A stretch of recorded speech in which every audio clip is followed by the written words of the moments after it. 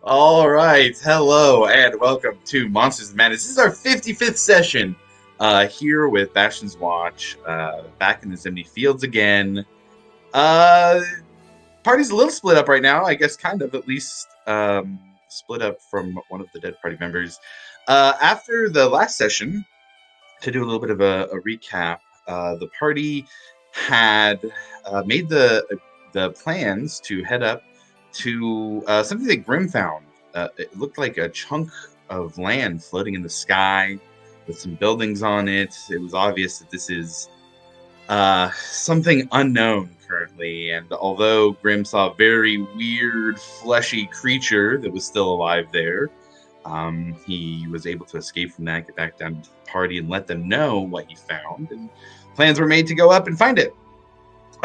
There was a little bit of a detour while the party, I guess, dealt with the situation in terms of the Cobalt Soul. There was a captive from those who had left Bastion's Watch, and the Service Assembly, mainly one Master Trent Ikathon, wanted the Inquisitor to question them, see if they could get any information about where they are. Some things happened. Varric ended up killing them at their request, and it was discovered that some kind of divination magic was in there at the time of the questioning, and information had been let slip that Milo knew about the location of where the Cobalt Soul was. And so the party quickly devised a plan to let the Service Assembly know and get ahead of this information, as it were. Did so, and then quickly headed out of town to go up to this floating city and see what is there.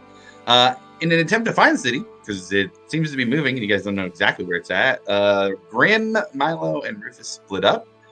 And Grim, unbeknownst to the rest of the party, or sorry, not Grim, Rufus, unbeknownst to the rest of the party, found the flying city in a very, very good roll. Good bit of luck for Rufus. He was able to find the city and started heading back down to let the group know.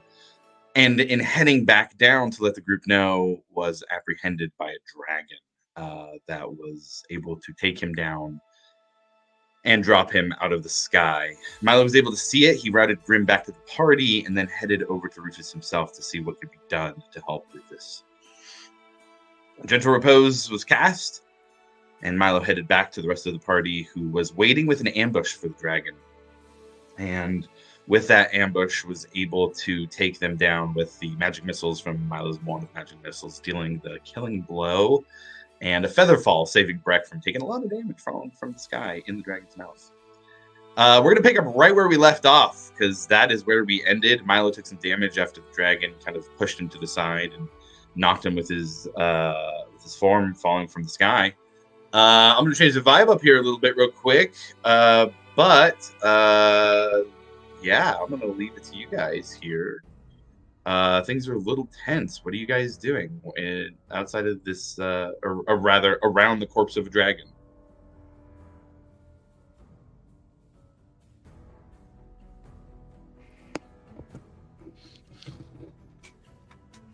I guess we run to Rufus now?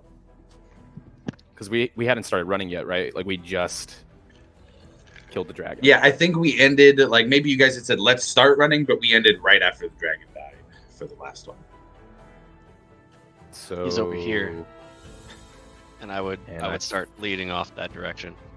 Follow Milo. Yep. Okay. Are you guys going quickly, quietly, and slower? How are you guys going? Just full bore? What's the vibe here? Fucking send it. Yeah, I think we're all I think the element of surprise is over now, so we're just sending it. Okay, got it. All right, so then I'm not going to do any rolls for this or anything, but everybody just starts running quickly.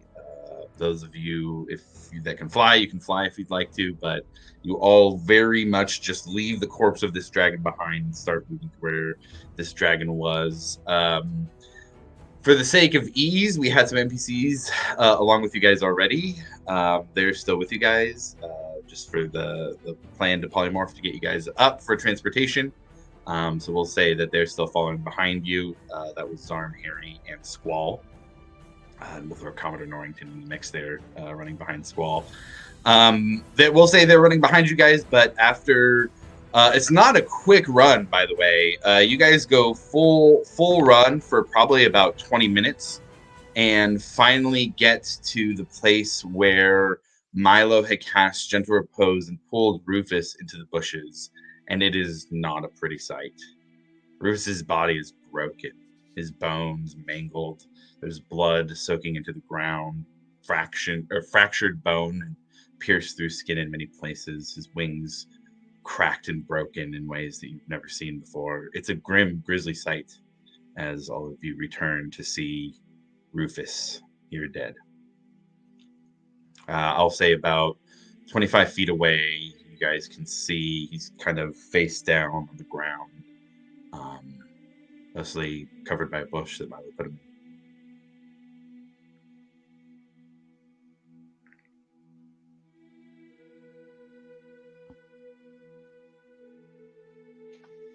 I guess I'll approach his body and kind of like pull it from out of the bush, kind of where it's in the open, and kind of get him on his back. And then I guess Ekamos would just kind of be on his knees near his like torso and head area, and just be on his knees, just like taking the moment in, I guess.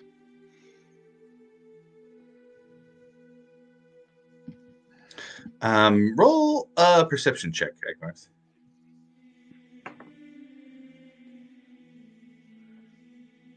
18. 18. As you look over the body of your friend that you started this journey with, you notice that under his eyes there seems to be a little bit of a red glow coming through. You kind of see it just at the corners and almost illuminating the eyelids. Would I like get a hint of his like lycanthrope kind of like coming over him type of thing, or I do like an? I'd say with that perception check, no, you don't recognize any transformation. The body's still. The body's very still. There's no like muscles or anything bulging or anything like that. It wouldn't be in a way that you've seen. If there's any changes for him with his lycanthropy, they're much more natural looking. It would be red eyes themselves, like they turned red, as opposed to like a red glow that they seem to have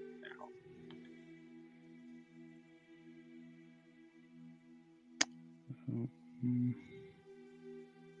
Yeah, I would just take it in. He doesn't look any different than what I've noticed other than the glowing. So yeah, I would just have that moment with him, I guess. Yeah.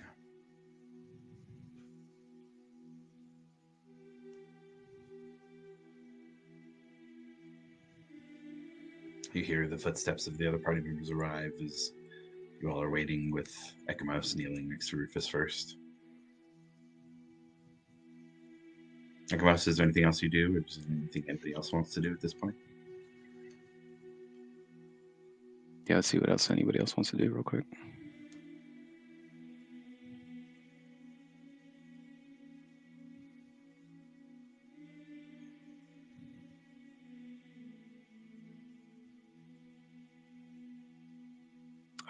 How far are we from Hope's Bastion?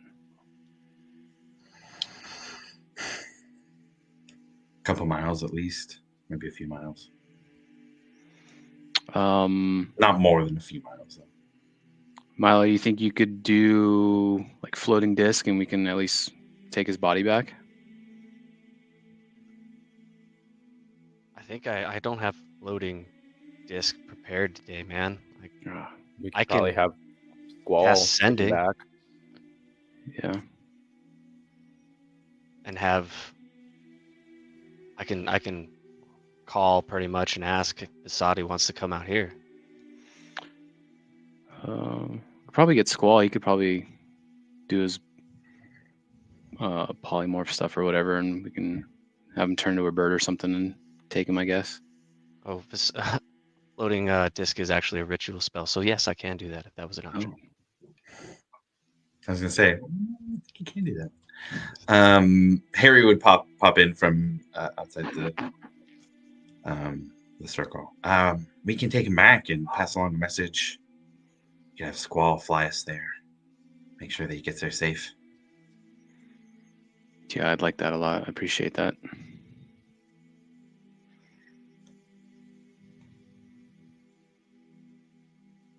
Ekmos, you see the beak almost here, click, click, almost as if the two parts of his beak are clicking together.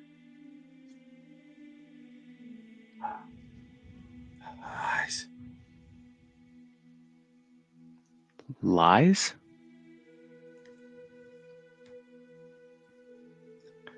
A whisper comes again from the mouth. Click, click.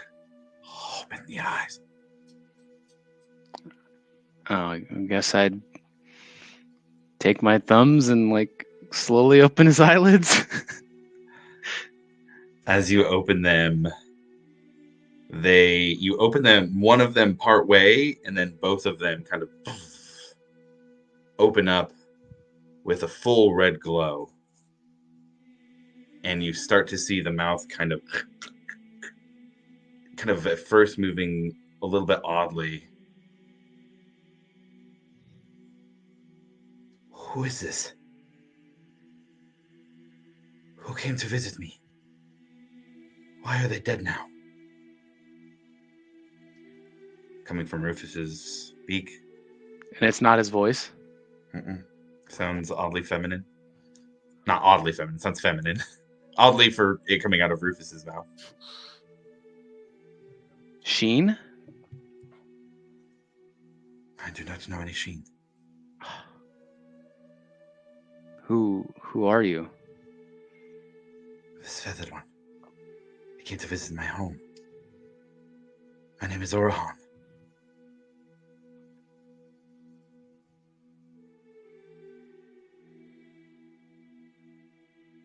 And I reside in what is left of Zydel.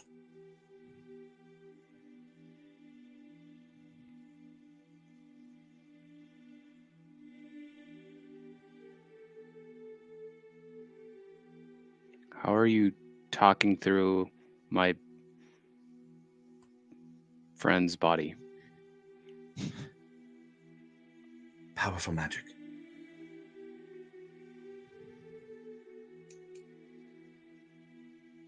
Can you return to the city?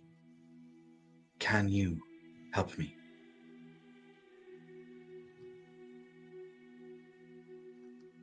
Does anyone know where Zydel is?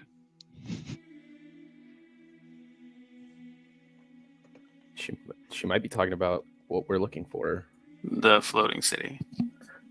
Ask her to help us find it. Do we see his like the eyes, like the glow as well? Mm-hmm. Is it Yeah. similar to how my armor was glowing when I got close to the city? Like the same shade? Or is it different? Man, it is pretty close.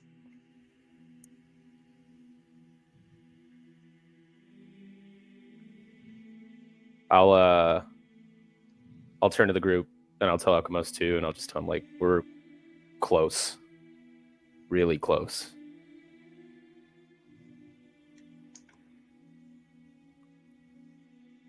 Well, then I guess we'll have Harry and everybody take him back, and if we're close, then yeah, I guess we can find this Orahan chick. Bring him with you. If you Oh. help me, I can bring him back. There's many powerful things still left here. I can guide you to them if you come to me. Okay, where do we go? Fly up into the sky. I will light a star to guide you to my home.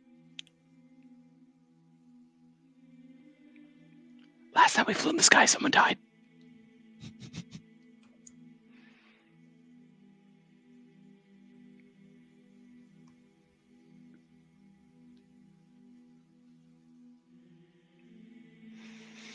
I mean, what choice do we have? We gotta do it. Okay, we gotta go. Yeah, let's go.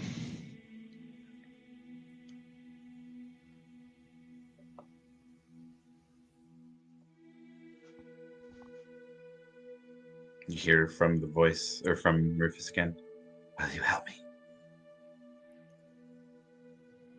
Yes, we'll help you. If you can help my friend. Good.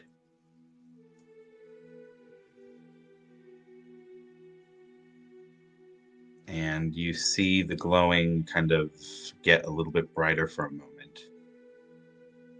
And that red glow kind of siphons off from the eyes and up above Rufus. And you see it shoot out into the sky, about in the direction where Rufus had been flying from when he had been attacked. And you don't see it. It gets far enough that you don't see it, but you see the general direction it goes. You get the sense that fly high enough and you might be able to.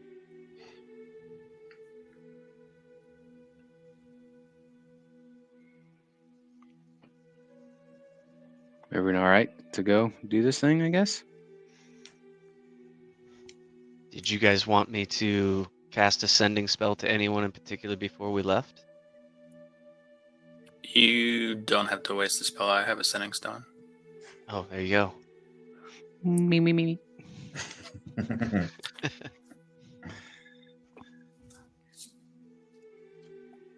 I will use the sending stone. Okay. What do you say?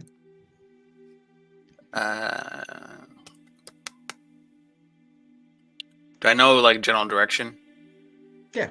Okay. Yeah. In this direction. Need help. Rufus is down. And yeah, no, and I'm just saying in this direction, need help. Rufus is down. Okay. That should suffice. Okay. For the sake of brevity, we'll say a good hour passes. Can I take a short rest in that time?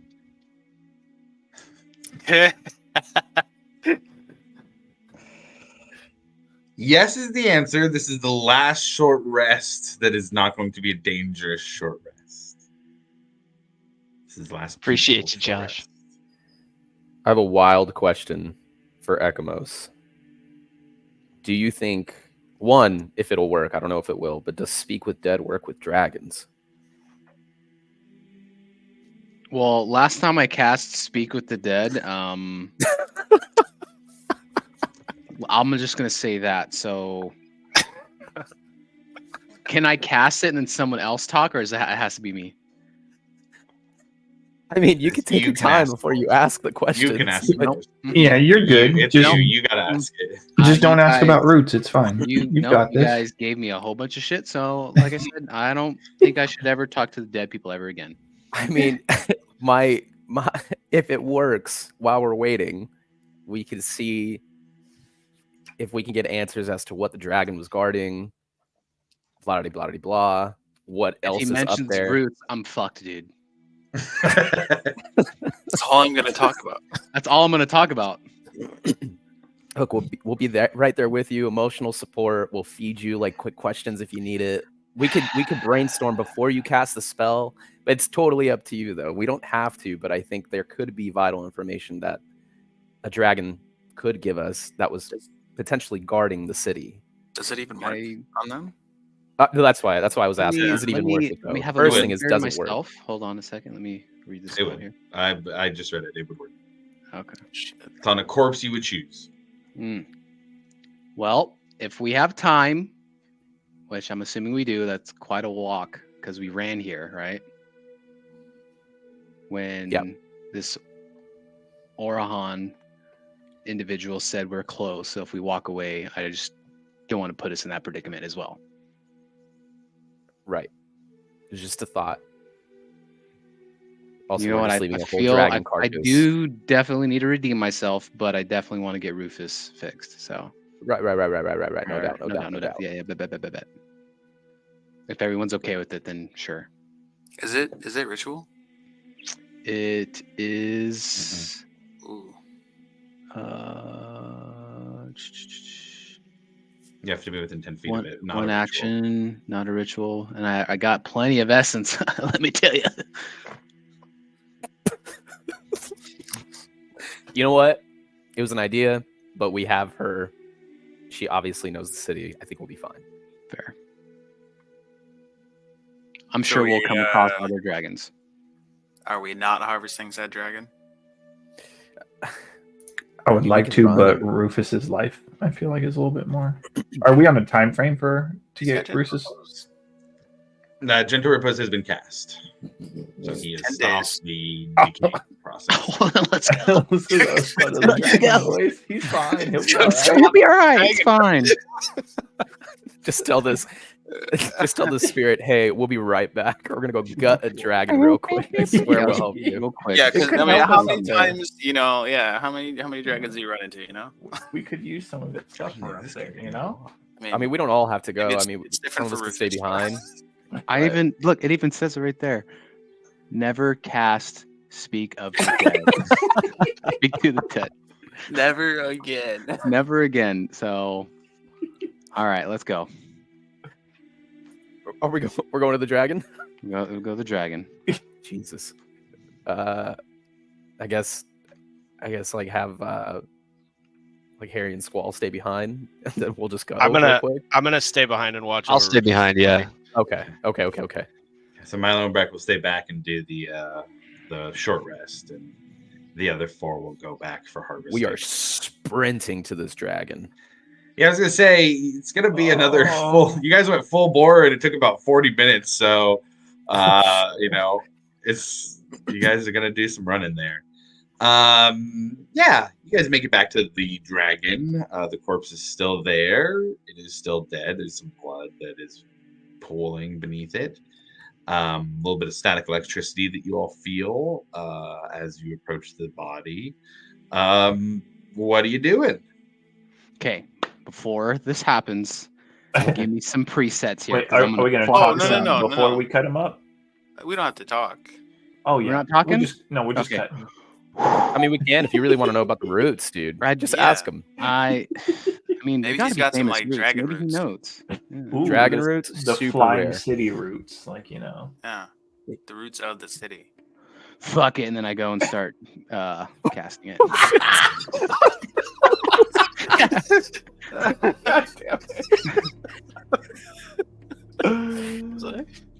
It's like Okay, Jim as Graham you're was like, I was casting. totally joking. As you're casting, quick questions you could ask. What was he guarding? What is up there? Anything that he knows about the city as a whole.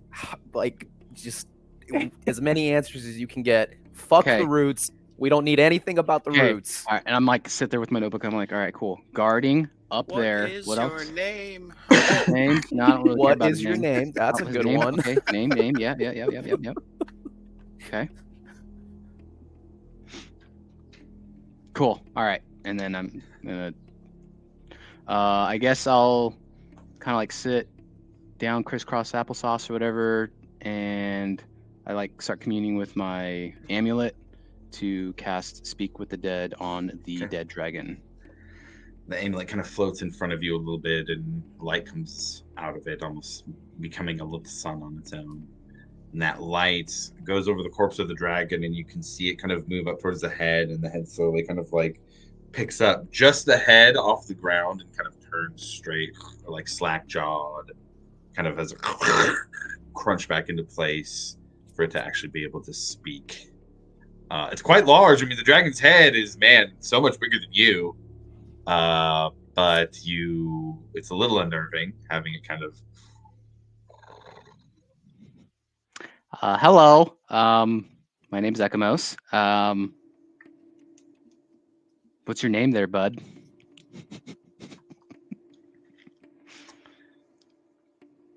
Roll a persuasion check. Just being nice, you know. I mean, doesn't remember if we. Oh, baby.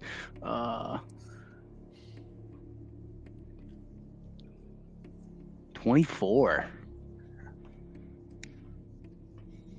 Nelsrad was my name.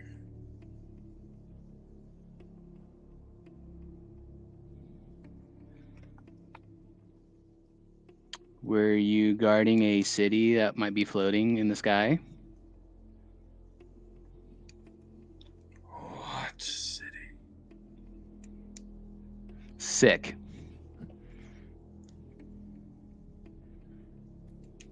guess you could ask what he was doing here then, if he wasn't guarding the city. I was Your gonna say, call. yeah, can we whisper questions into Ekamos' ear as he's talking to him? Yeah, because I'm the one that asks the question, so that's how the spell works. I think. Yeah. Oh, okay. So If he wasn't guarding the city, what was Ask him he what he doing was- here? yeah. Nelsrad, what by chance were you doing up in the sky before you attacked my friend? Or chased my friend?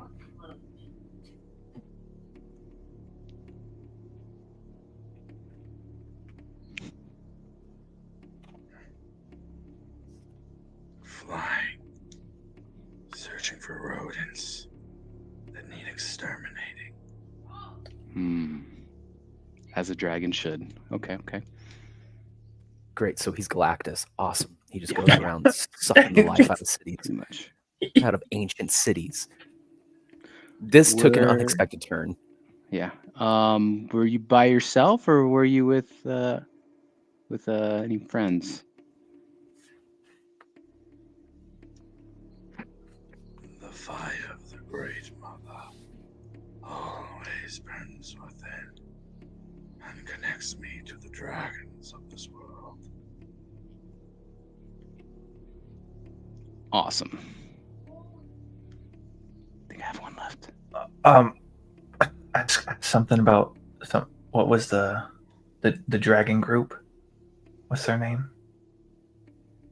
DM question. Would we know about the Chroma Conclave or whatever it's called?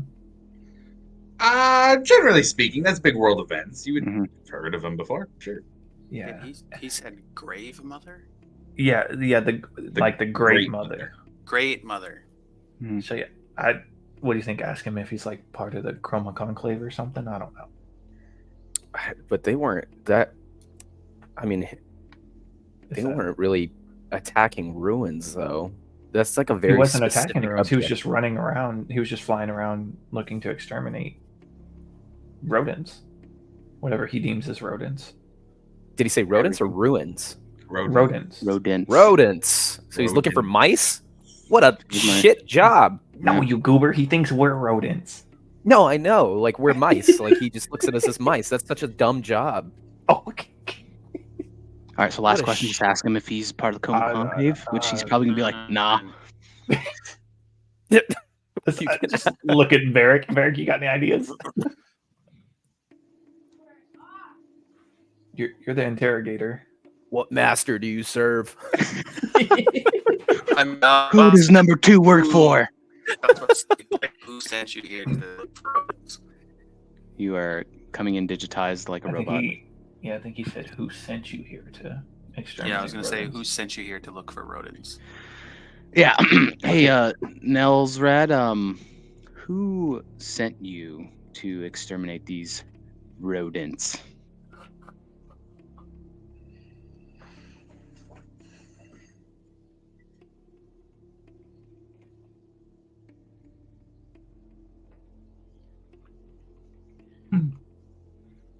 Get your pen ready.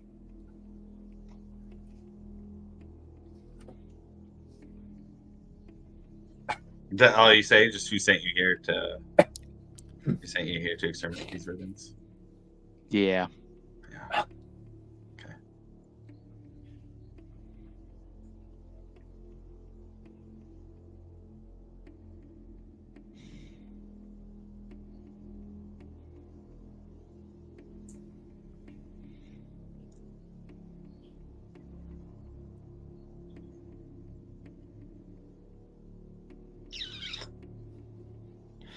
He would answer back with,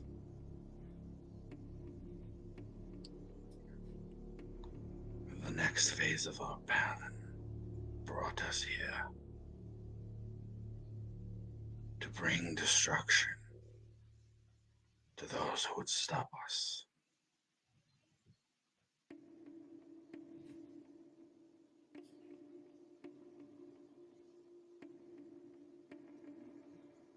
And then the head would. All right, boys, Ground. hack him up. Great cryptic. Yeah, Hey, cut him you up. did so good. Cut him You up. did so You good. did- You redeemed yourself. Yeah, you know, I did hear a cryptic right there. In the spell, it specifically says answers are usually brief, cryptic, or repetitive. So you got to go cryptic there. Yeah. So real quick, while you guys start to hack that dragon up after hearing the answers I had to give, I'm going to jump back over to Breck and Milo, resting with Rufus. The two of you are there. What are you guys doing for this short rest? I think Milo probably just sat down and just kind of maybe took a meditative approach to because he's going to be casting Arcane Recovery during this short rest.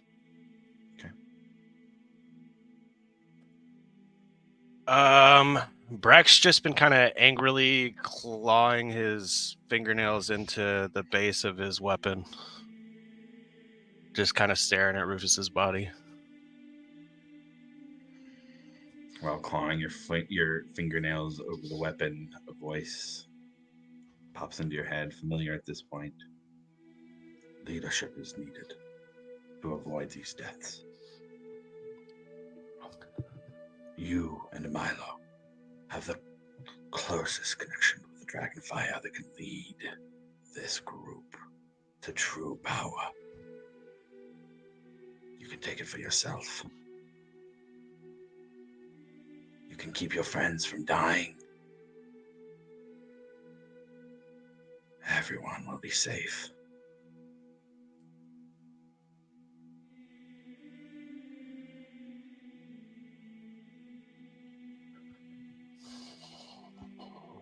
You've already told me that once, and since I woke you up, I've had nothing but death in my party. And you have not taken the lead. Lead this group. Tell them what to do. Do not ask for consensus.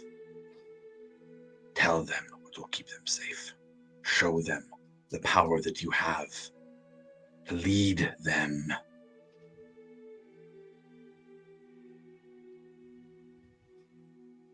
The purifying fire of the ancient mother will cleanse this land and make it stronger because of it.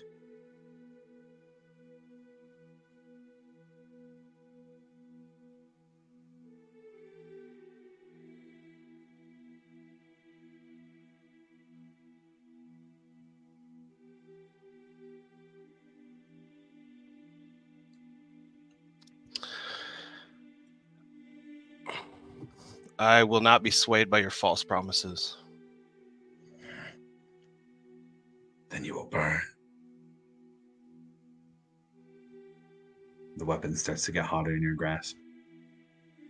Milo, while meditating, you feel that small little pillar that sometimes emanates from Breck, not as a full Dragonborn would, but present nonetheless, begins to grow a bit.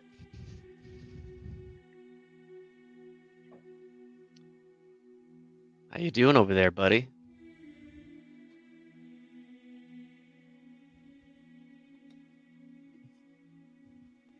Does it hurt?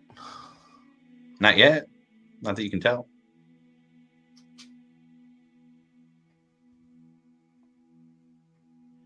You know, if you keep scratching away at it like that, you're not going to have anything left.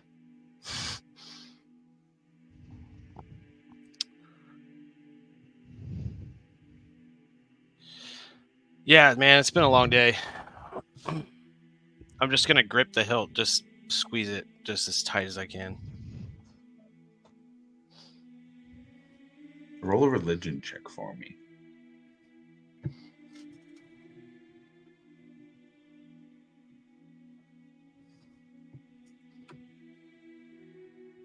An 8. You grip it at first, and the heat makes you try and think of ways to cool it off. And you feel your connection to the Wild Mother. Feel the grass, or rather the breeze through the grass ruffles by you. And you're trying to connect to that feeling you have of the dream and the coast with the water, cool, refreshing water. But the heat overtakes, beats it back. And you're left feeling angry,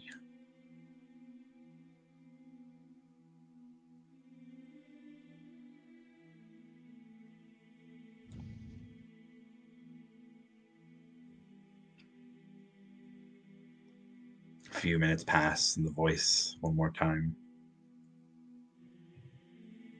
You will let your friends die.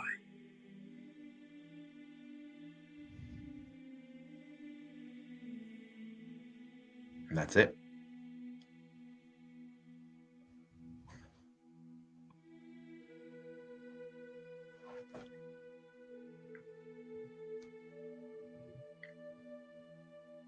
Is it still hot?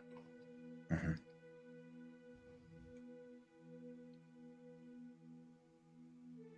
Yeah, he's just going to continue to watch over Rufus's body, gripping it.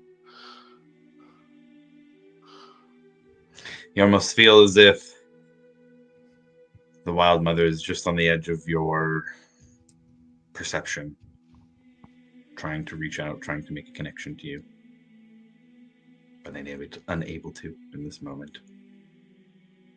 You begin to feel almost energy coming from Milo, similar to the heat that's coming from the weapon. As he meditates, it gets a little bit stronger and stronger. Milo, while you meditate, roll me an Arcana check.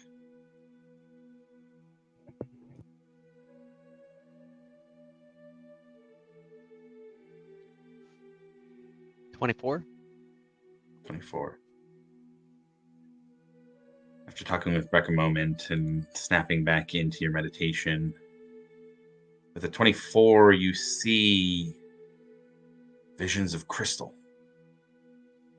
large gems. Light reflects off of them with a purple hue, almost as if a glowing flame lights the way. Feels like a large cavern, cave system of some sort. In your meditation, you think back to the flight you just had, flying away from a dragon as it was chasing you. And it feels not too dissimilar from this vision. Although instead of flying through the air now, you're moving through these underground cave systems. Plenty of room to fly, but with no natural wind flowing here. Stale air. The large cavern breaks through to see energy. Endless energy. And you snap out of it. Back into your body here in the Zemi Fields. Open your eyes and see Breck fuming.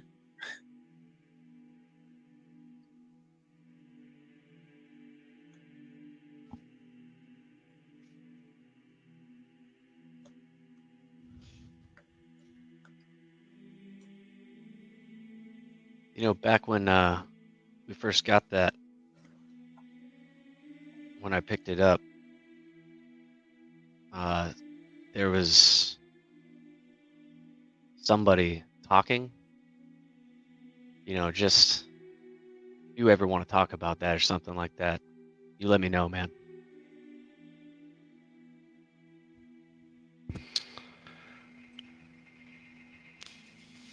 I will, definitely.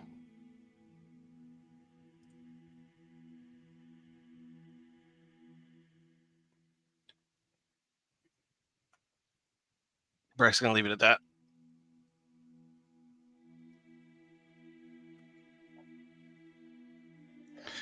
Unless either of the two of you have anything else, you can both mark a short rest. And we'll move back over to the slaughter squad. Or I guess I should say butchering squad. I guess what I'll say here is, look, you guys are stealing some time away here. It's going to take Vasati, I said, about an hour to get there, 40 minutes to get there, 40 minutes back. So this is going to be up to you guys how much time you want to spend of the rest of the day getting this dragon chopped up. How are you going about it? What are you doing? There's a lot of meat in front of you.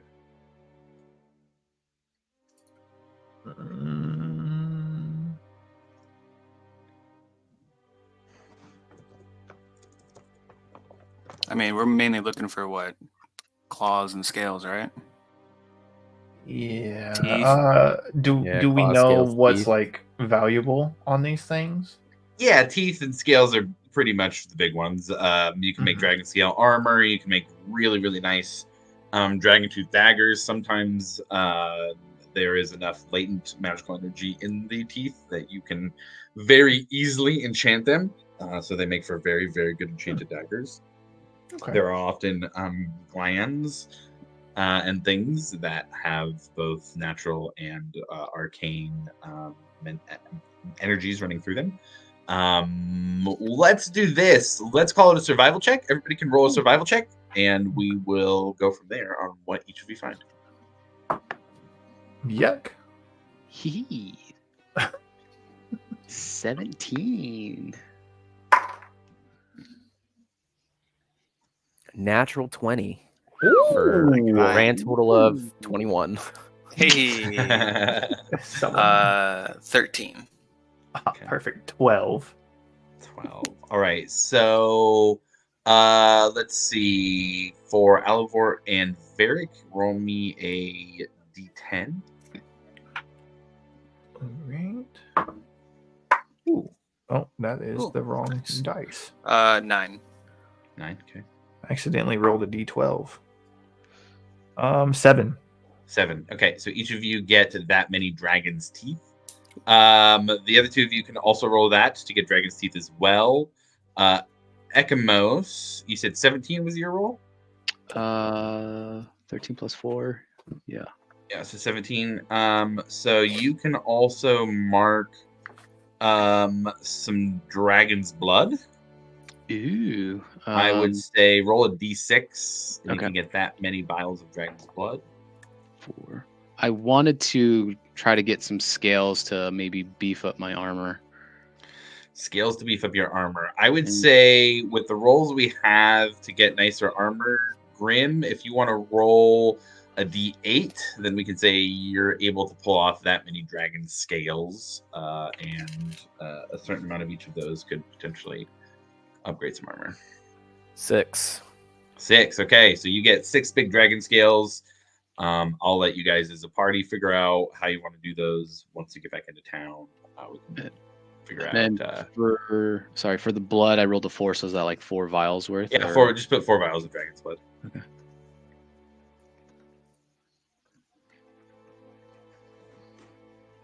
And that is going to take you about an hour. What time of day is it? At this point, late afternoon. You want to head back, or what do you want to do? Yeah. Might as Oh well yeah. Yeah, we gotta get back. Yeah, let's I go just home. I just want to chill here. Like, Yeah. Well, hey, you just gotta ask questions. start looking for some And we roots run around here, back. guys. While you guys start running back, with all of these things that you've harvested, man, you guys are running pretty far. That's 40 minutes. You've ran 3 ways. Grim, you've got the heaviest stuff. Let's see, you've got teeth and daggers for the rest of it. Okay. Everybody roll an athletics check for me here. Oh, shit. Does it matter if I put my stuff in my bag of holding? Oh. Yeah, actually. Hmm. Yeah, you don't even have to roll if you do that. It must be nice. Nice. Oh! All right. I got a 6. I got a 7. Let's go. 10. Alright. All right. Well, shit, Varric, you put your stuff away and you keep running. So that's going to make it a little easier on you. I need the 3 of you guys to roll me Constitution I'm saving alive. throws. Oh, no. We did athletics checks. Now we're doing Constitution saving throws. Just wait a minute. Do I see them like baby. falling behind? Oh, for sure. Yeah. There's. Can I offer to help them with said things? I would say the dragon scales might be a little big if we're trying to like get armor nicer and stuff. It's gonna take a little to get those.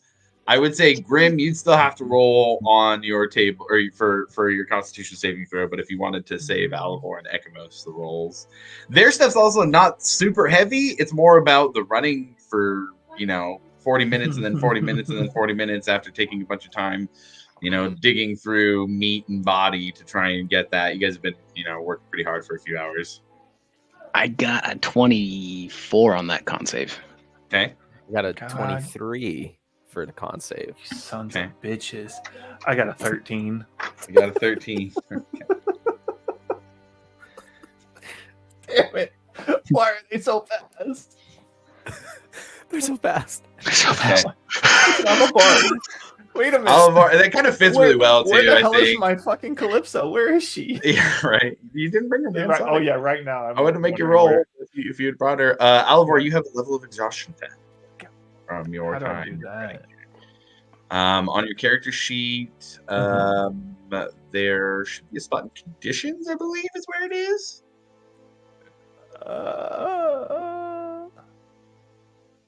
Yes.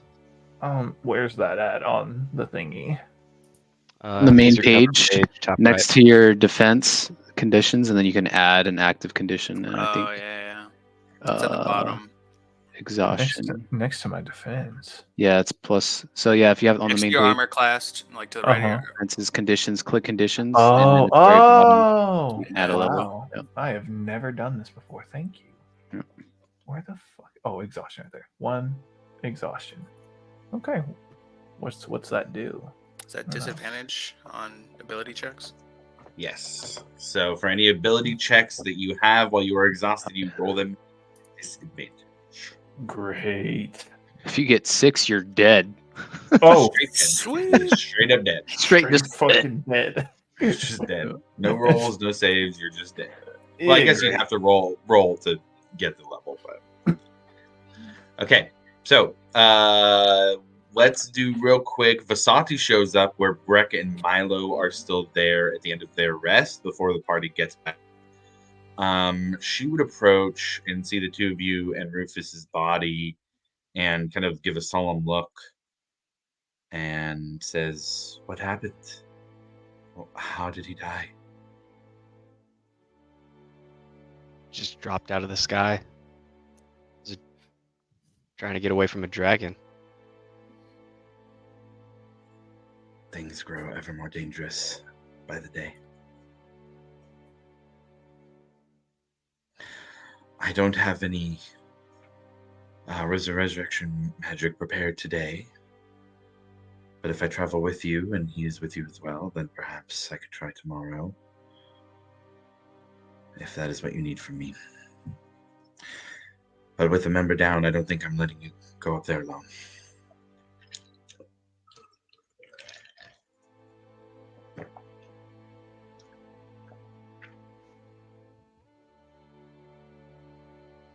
Thank you, Vasati. And Everybody unless else is. any- Sorry, go ahead, yeah. I was gonna say everybody else is over by the dragon. They're probably gonna be on their way back. You just want to wait here. You were able to defeat them, the dragon? Oh yeah. Good.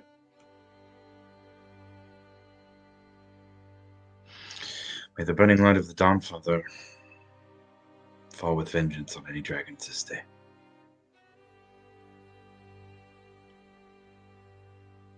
And unless anybody else has any conversation they want to have before the party gets back, we will jump to the return of everybody. Alvor's looking really tired. Varric and Ekimos doing okay. Grim's doing okay, but has like a Santa's bag of dragon scales for his back. I'm not gonna say anything. I just go post up, fucking slam against a tree, and just fall and sit down, just fucking damn near hyperventilating.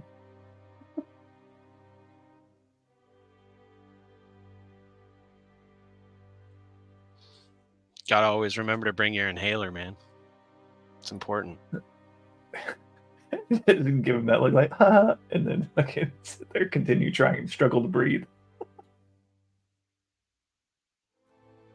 Well, I guess it's showtime. Time to fly.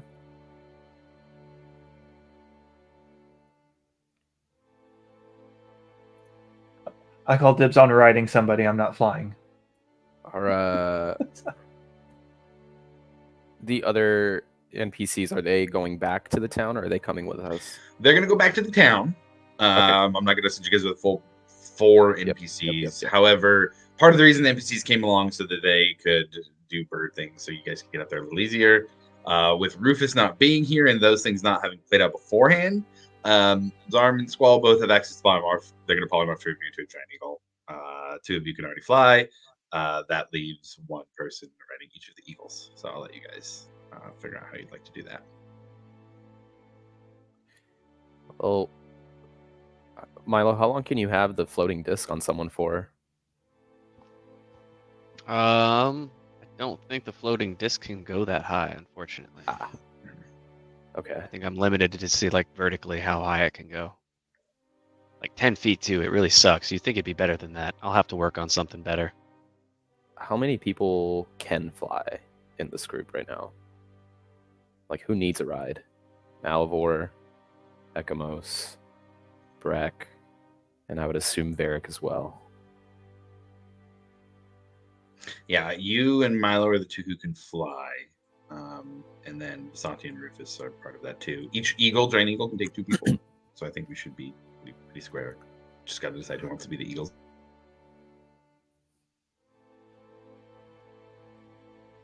I don't want to be an eagle.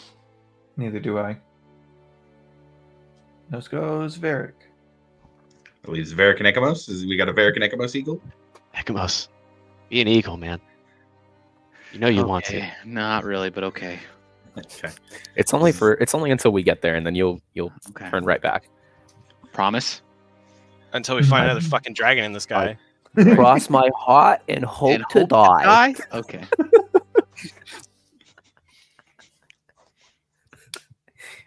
Okay. Zarm will come up to Ekamos. Is it gonna feel a little weird? Your brain's gonna go wonky for a second. And he casts Polymorph on Ekamos. Squall comes up and casts Polymorph on Varric. Character to character spell casting there. And that leaves Vasati and Breck and Alivor and the body of Rufus to be split up between those 2 eagles. How are we going to do it? Are we going to do... what's the breakdown of who's going to go on each eagle? I thought Grim was carrying me. I don't know. I could try. It doesn't have a. I mean, I could. I would think I would have to roll an athletics check in order to keep you in my grasp. You would be going at half speed if you take him, I'd say. Like very Peter Pan and Wendy style. That's kind of what I was hoping for. I mean, I'm down for it. I'll do it. Half speed be damned. You have to sing the song from Aladdin just as you guys are flying. I can show you the world. I'll play as I ride the eagle for you, so you can, Yeah, I mean, yeah, I can. If you don't want to ride it at Eagle, I can. We could backpack it. We can go. Large birds freak me out. I got you. I will carry Breck. Okay. Are you going to wrap your arms around Breck, or is he going to piggyback on you? So, okay. You're not small let enough me that you know- could like carry me like a child, like that you were taking in the to bed. Here's what I got. Right. So just in your arms, like. I do have. So you've made it to where like both armors are like simultaneous, right? Because we Yeah, haven't one's figured kind out, of like, underneath the other, sure. with the like a armor that I lining have right together. now. I can change the appearance of my armor, or like change it to be something else.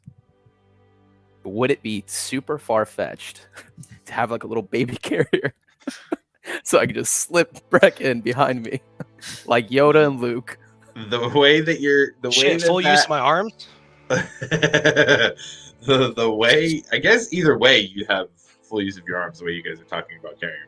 But I would say that the way that armor works, it does not like change its shape. It gives the appearance of a different shape. So you Okay, could make gotcha. it look like that he's in a baby Bjorn while you're carrying him. But it would not effectively be a baby Bjorn. I will. I mean, I could take an old piece of clothing and wrap like a little nice cloth around. You know what I mean? Wrap a little harness. We could do that if you're down for it. How do you want to be carried? That's the bigger question. I'll just ride on your back. That's fine. Okay, that's it. We're just piggybacking them. Just piggyback. All right, piggyback it is. Cross your leg, cross your ankles, and hold on for dear life. So, with the party moving a bit slow, with Breck riding on Grim at half speed, is there anything anybody wants to do before taking to the skies? Okay, nothing heard. So Before with that, once we all take off, are the NPCs they're gone now, right? Like They're we're gone. leaving They're them. no Squall, Okay. no Zarm, no Harry. Right. Before we leave, I will give Squall the dragon scales to carry back with them, since Probably a we're not good really call. going to use them. And Probably a good call. I'll just tell them like, hey, guard these with your life, and then we'll just take off after that. Got it. Okay. As everybody gets ready to go, Commodore Norrington looks over to everybody. Godspeed, gents. Don't do anything I wouldn't do. And everybody takes off up into the sky. Everybody staying together this time? Yes. No, we can Yes. split. Fine.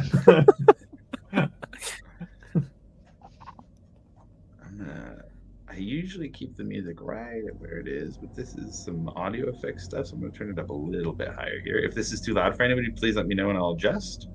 But I'm going to get it a little higher because this is a light one.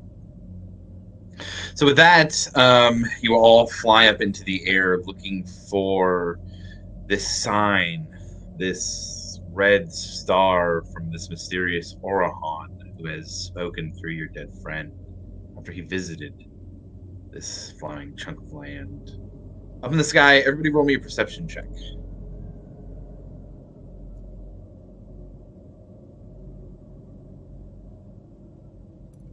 $16. 15. 15 for Grim. Using Giant Eagle stats, right? Yeah, correct. I got a 17.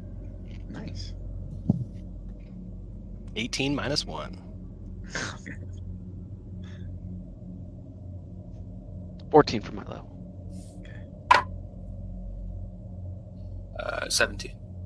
17. Okay. Breck and Varric, you're the first to see it. As you guys climb up higher in the sky, it only takes a few minutes for you to be able to see Hope's Bastion off in the distance. Fly higher and higher. Nothing beneath you in the ground, thousands of feet below. The two of you look and see off in the distance as the late afternoon sky begins to turn to dusk. A few regular stars starting to peek out, and one red one just off to the east. Varric lets out a giant caw and takes off in that direction. Not like too far ahead, but just to kind of show them. What is it, Varric? You see something, boy? Is Is it what? Timmy stuck in the well? Damn it, Milo, you beat me to it. All right, Wendy, hold on tight.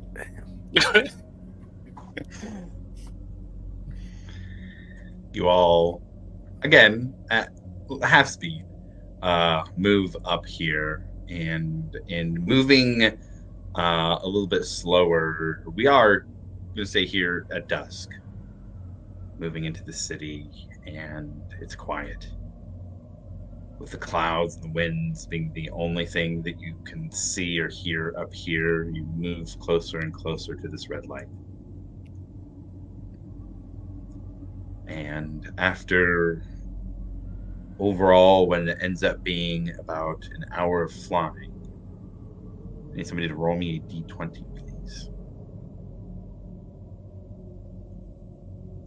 I will do it. 17. 17, okay. With everybody flying, getting closer and closer, the red star appears to get bigger and bigger. Till finally, you all pass through an unseen, invisible barrier. And see in front of you a floating chunk of land in the sky. A very odd sight. In general, it looks as if a piece of a city has been pulled out of the rest of it and still floats.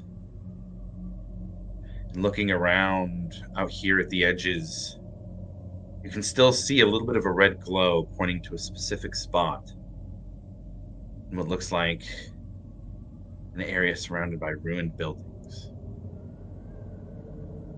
But with all of you here now, a little bit slower than some of you have been while you've been here, there's an odd parallel to the sights that you see.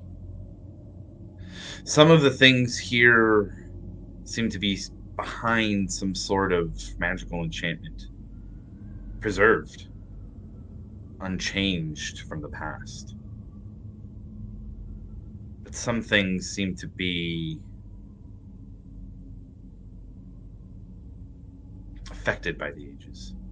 You can almost see lines through the city where there's rubble, buildings broken down, some of them cut into cross sections, almost as if the magic itself eroded, was pulled back, leaving part of the buildings to crumble and the rest to stay standing.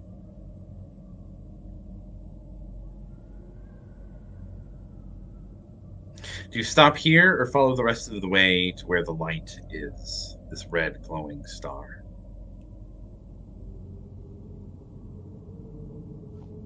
Is this where I was before? Like, does anything look familiar, or are we in like a new setting? Roll me a perception check. This one will be perception. Perception.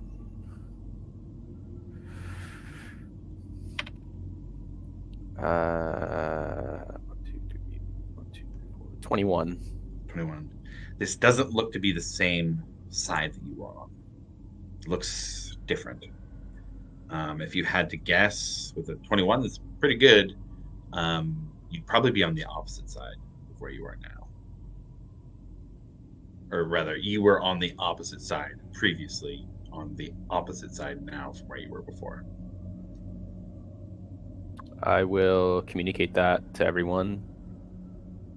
And I say we follow the star. Continue to follow the star.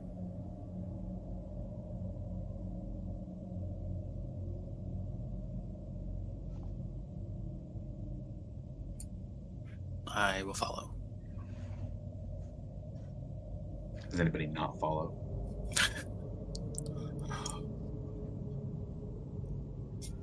Okay. Varric has me in his claws, so I don't have an option.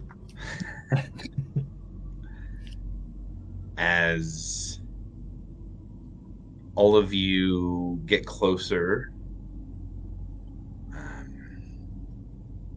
you see what looks to be a building that is in half.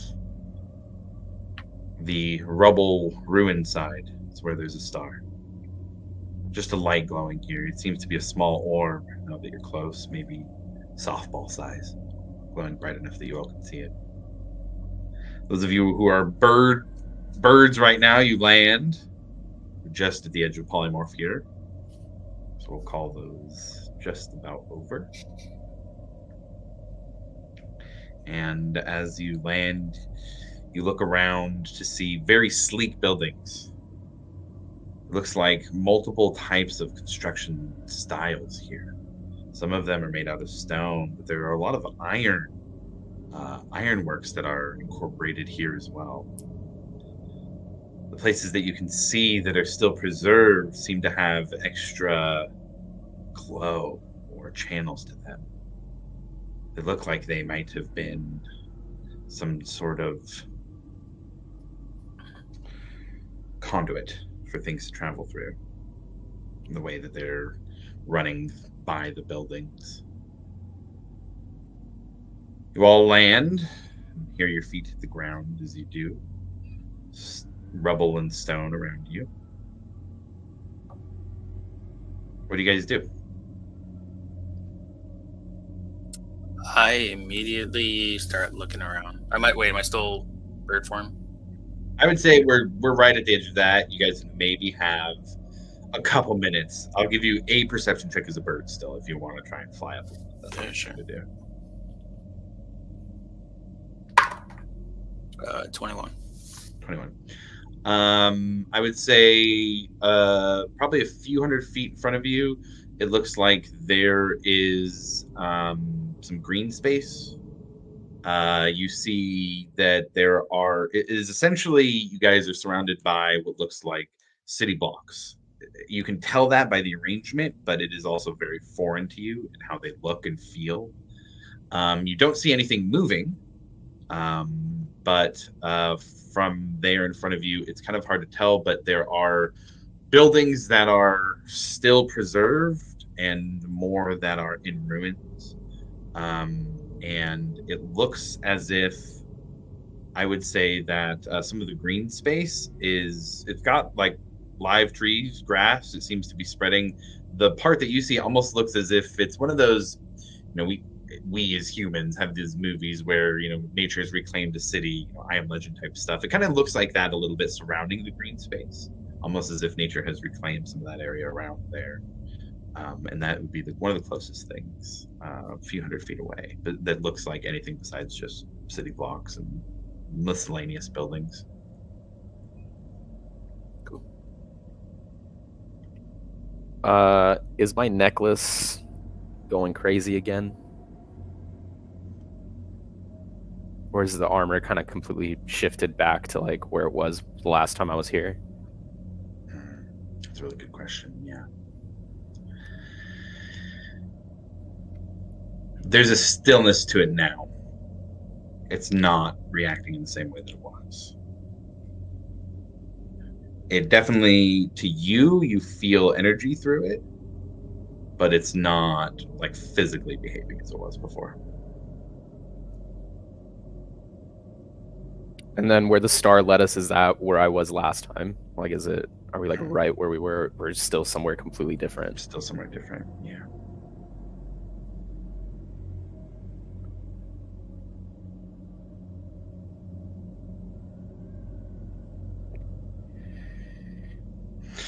If there's not anything anybody else is doing, I need everybody except for Grim to roll me an intelligence saving throw.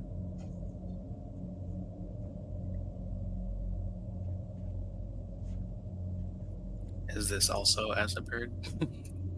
No. Ooh.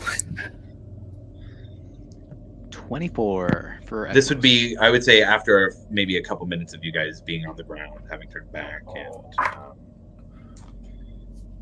looking around where it's immediately around you. I would also like to point out anyone within 5 feet of me gets +4. Oh, all right, I'm gonna need that. I mean, it's not gonna do much, but Oh, you guys also get a +2 if you're next to me. okay. So +6. That's still not gonna probably save me. I guess a dirty 20 for Milo. So +6. You said intelligence? Intelligence saving throw. Yeah. Fuck me. I got a 12. Oh, it's okay. I'm right there with you. So with that +6, I think I got 11. Damn. Extra. Yeah. It's a 19 for Eric. Okay.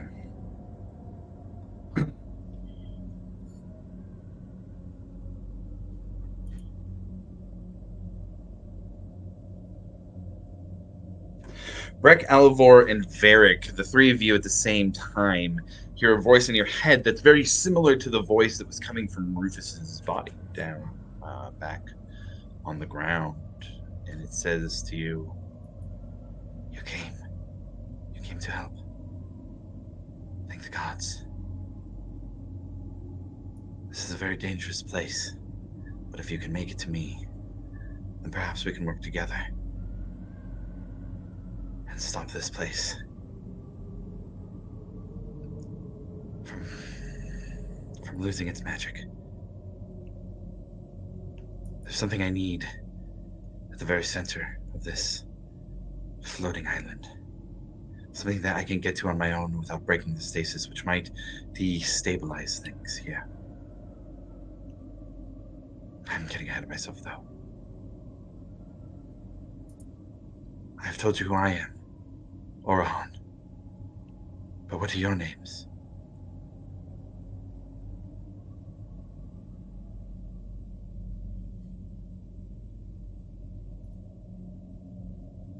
And again, this would be Breck, Elivor, and Varric that would hear this. Nobody else.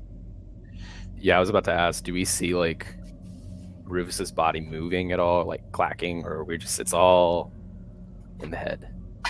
Crazy.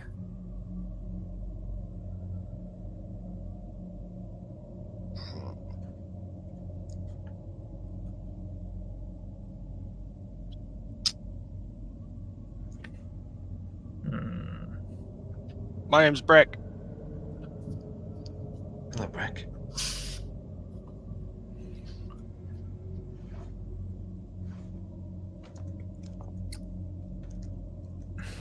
Where are you speaking from? I have made camp close to the center of this island to try and study as much as I can, to salvage resources to help in my mission.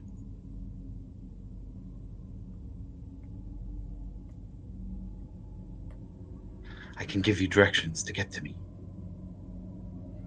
but it will be dangerous. The stasis fields are unstable. There are many what? powerful... The stasis. The stasis fields are unstable.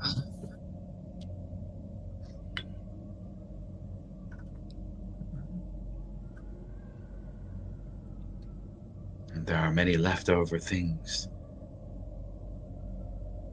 that the Zemnians left. Things that sometimes work as intended, and sometimes have fallen to the sands of time, no longer working correctly.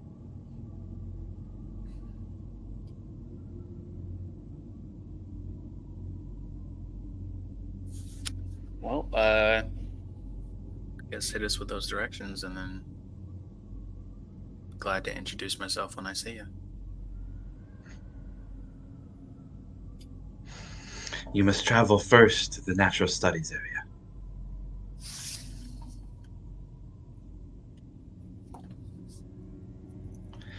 There is both reptiles and simian studies that you will have to pass by.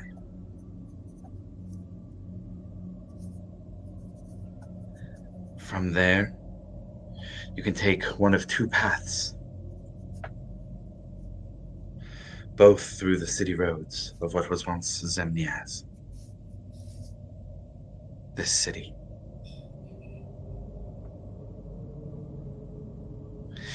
One of the streets has active security protocols still engaged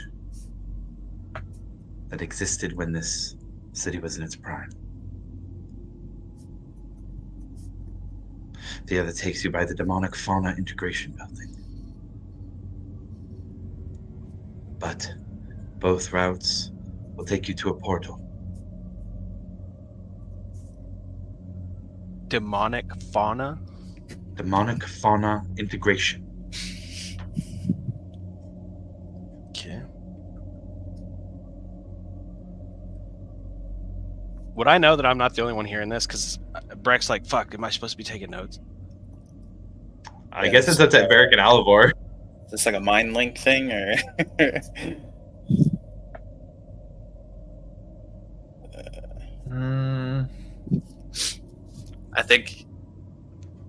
I don't think he would say it out loud, but he would just kind of look at Breck and just mouth demonic integration, or like demonic fauna integration, like with a questioning look.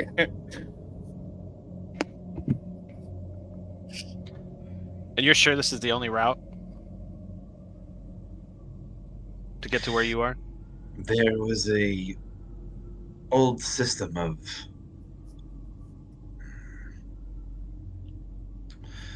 of teleportation routes to the city. The stasis fields are kept together in such a way that this will get you closer to me.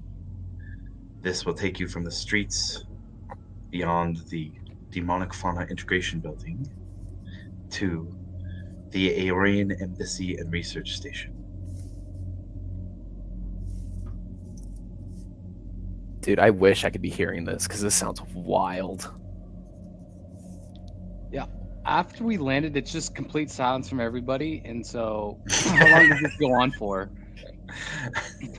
What was that last one? Aori and what? Aeorian Embassy and Research Station. And as long as we've been saying it, you guys just. Hey, just Johnny, see this Eggros is just a look around for something. crazy. Are you guys okay? You guys are just Hey, really yeah, staring off you into guys are- space. Yeah, you're mouthing stuff to each other. Like, are we good here? That's The whole- okay. The whole time, Varric is just sitting there like. like It can't be good if Varric is having his face. What is going on? Yeah, look, I know this is confusing, but now I'm scared. Does any of this look familiar to you when you did your little thing? Is there any way I can bring Egamos and Grim into a nice little huddle together? Be like, guys, come here. Come. Look at all There's- this architecture. Oh, there's- sorry. What? Is that? There's someone whispering in my head right now. There's someone Who? whispering in your head. It sounded like whoever spoke through Rufus earlier. I think. I don't know. I didn't get yeah, it here. she said her name. Oh yeah. That's right. It was the same person. Well, why is she only communicating with you guys and not everybody? that's I kinda don't know. messed up. Maybe Yeah, it's it is kind of not fair. Maybe I'll ask her. Yeah, No. should. She's saying some important stuff. It's that I because hope we're the other- stronger mentally than you guys. Yeah, got it. yeah. Okay. Yeah, that makes sense. Okay. Yeah. We have a better mental connection with the smarter people. Hmm. So what do we got? What are we doing? She wants to meet. Apparently, she's more towards the center. How the long city. has she been here? If I wanted to Do trap somebody, I still have that link? I think it might be a trap. Hey, Orahan, you still there? I am. Oh, you are. Yeah, let me put you on speakerphone real quick. How long? He's you like been opens his mouth. Fucking Stitch. Playing the damn record. She'll respond with, I could not tell you the exact amount of years, but it has been centuries. That's a long time. I think that's a long time. I have not left my post in trying to save my friends. I will not leave till they can be safe. Did you just bring like a century's worth of supplies, or like what do we? How are you still alive? I have been slowly destabilizing the stasis fields to get to the resources that are kept within them. But I cannot do this without great care. If the stasis fields around the Runestone were to fail, then what's left of Zemnias could come crashing to the ground.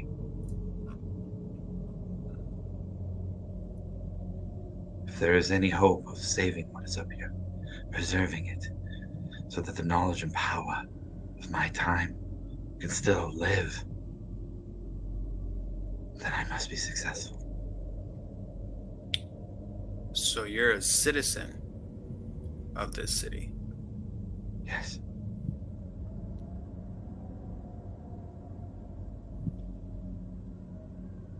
How long has this city been up here? Centuries.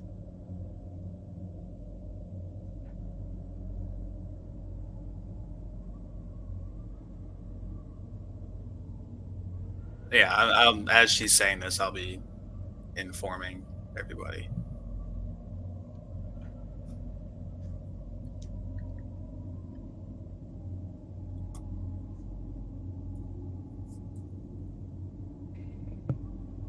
Don't forget to leave out the demonic fauna integration as well. Yeah. Natural Yeah, studies, reptile studies, simian studies, active Mhm, security mhm. road, or Mm-hmm. the demonic fauna integration, guys. Now that And then sounds like Aeorian embassy and research. it. It's a little racist, but I was gonna say just a little pronunciation. Aeorian, I was. not Aryan. Pretty distinct differences. So Aeorian. I thought I said Aeorian. Yeah. Just Oh shit! yeah. I'll have heard something different. So just making sure we're Thank very you. clear Thank you. about the Yeah, yeah, yeah. people Yeah. that embassy is up here. Slow marching in the distance. Goddamn. There's a lot to take in. Very. Yeah, just a little bit. Yeah. I didn't think I would ever hear those words in that order in the same sentence, but here we are.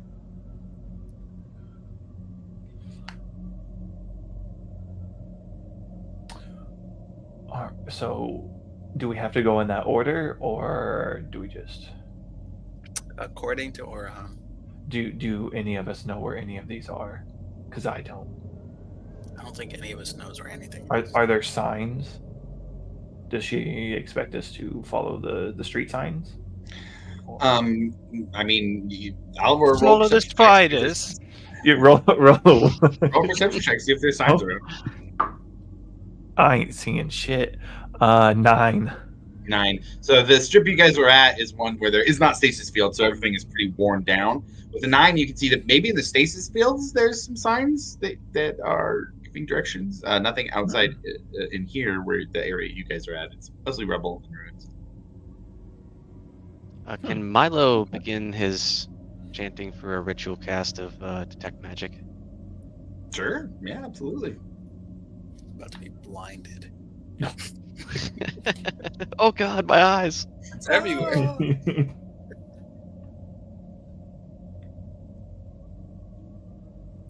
Can I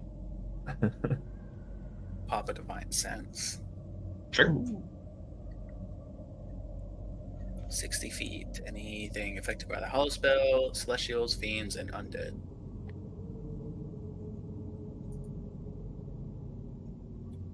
So for the sake of brevity, we can say Divine Sense goes off. If anybody wants to do anything in the 10 minutes that Milo is ritual casting Detect Magic, please let me know. Otherwise, Divine Sense will go off. No Celestial. I would say, actually, I'm going to roll that back just a little bit here.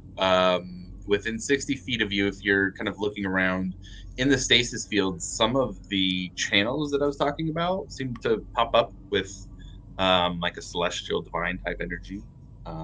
It's very light, very low glow, but it's like frozen where normally you'd see it moving, and kind of like sensing it and how it moves. It's, the difference between seeing a river like you normally would versus seeing an ice cube. And then for detect magic, not far off with everything being so lit up, I would say for where there's no stasis field where you guys were at, like there's a strip of ruins. It's almost like a cross section of ruins where there's nice things on, at different distances from you guys. The stasis fields themselves put off strong energy. Milo, as strong as a energy as you've felt, except for like the burning pillars type stuff. That has been just like mass energy. This is very powerful. It is stable, but you do see almost like little staticky drops, like you do kind of get the sense that there's a lack of stability with these stasis fields. Within them, you can see that those channels themselves seem to have different types of magic going through them. There are multiple channels, there are multiple types of magic there. If you're kind of looking more varicloaked as well. Beyond that, I would say you see that there's almost like a little bit of magic where the star glow, the red star glow was that led you guys here. And looking forward, if you're just kind of sticking where I am, that's what you see. You see all the stuff pop off on you guys that you have for magic items, but that's about it.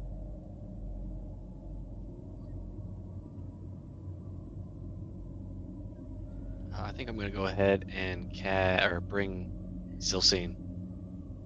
Okay. Sure. Easy enough. Well, guys, what direction do you guys want to walk in?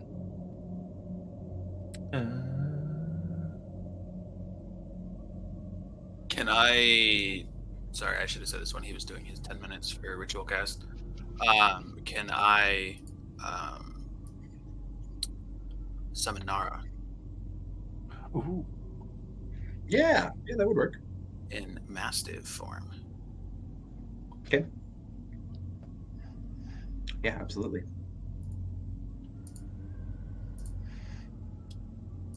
And real quick, you gotta give me like 60 seconds here. I'm gonna take a quick little bathroom break.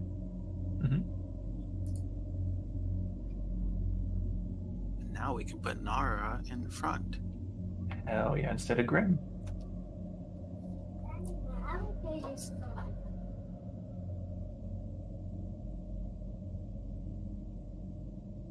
See if Eric's cool with it, man. We'll just sit Silsine right on top of her.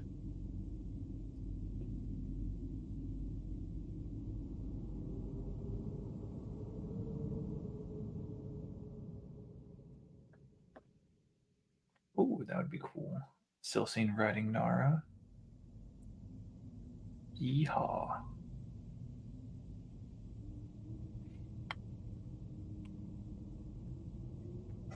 Okay. So we have some things summoned. Nara, Silsine. Have some divine sense and detect magic done. What are you guys doing?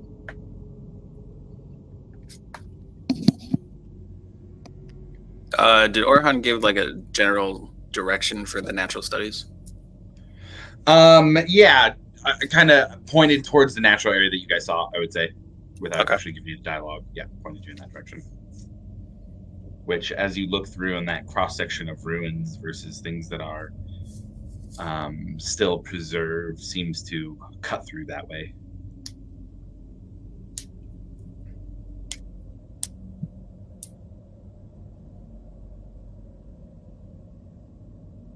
And then how close is the nearest stasis field? I would say from you guys, where you're at now, no more than like 40 feet to each side would be stasis field. Right now, it's kind of a thin strip, and once it gets towards the nature area, it almost looks like it expands out two different ways, and then almost kind of corners back a little bit. So it's almost like a thin strips on both sides where it's a little bit bigger in the middle. And in Orhan talking about destabilizing on purpose for some resources. It might be that this was an area that seemed like there was the ability to do that, but either way, at the very least, that is kind of the breakdown. It's almost like there's stasis field all around you guys with this little patch that you fly into that's ruins.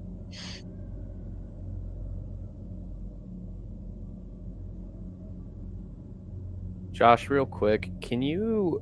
I don't have my notes on me. Can you remind me of the name that the Raven Queen called me when I was dead? Yes. Undertow. He's still pushing it.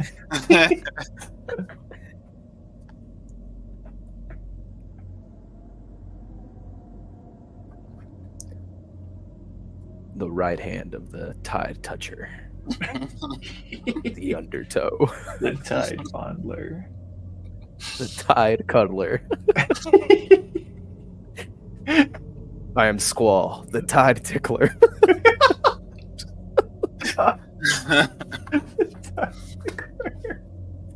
Jesus.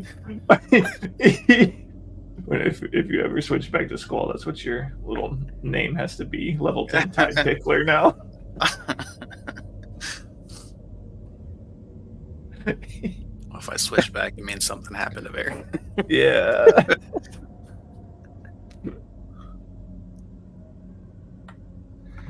Grim, I'm gonna have to get back to you on that one. If you guys want to Okay, keep no going with problem. what you're doing, I'm gonna have to dig through a little bit.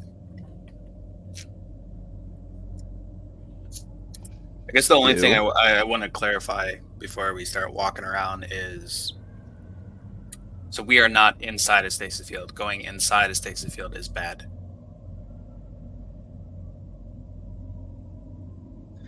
You are not in a stasis field now. you don't know if it's bad. Nobody's tried to do anything related to the stasis fields. I would like to throw a rock into the stasis field.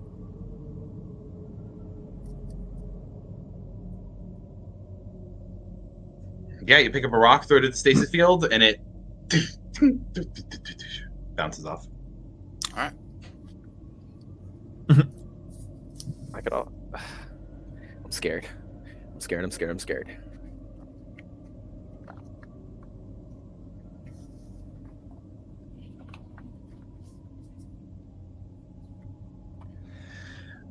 Grim, I believe I'm going through my notes here because I wrote this one down instead of put it in my type notes, which was a mistake. But I believe it was Zaverius, Zaverius.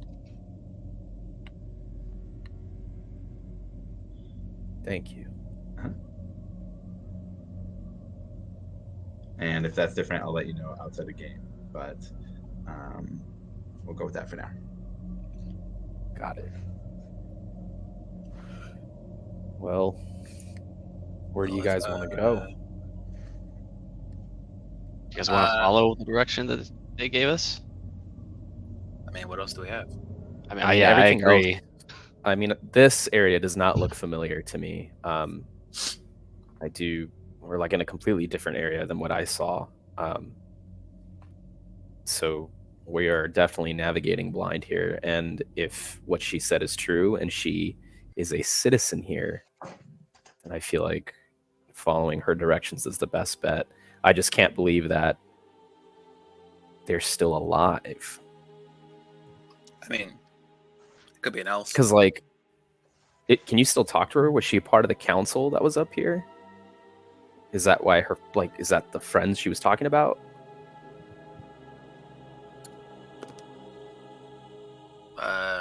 What council?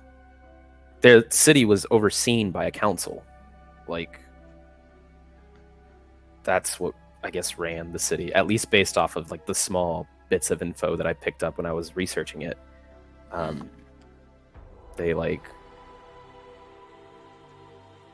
It was like a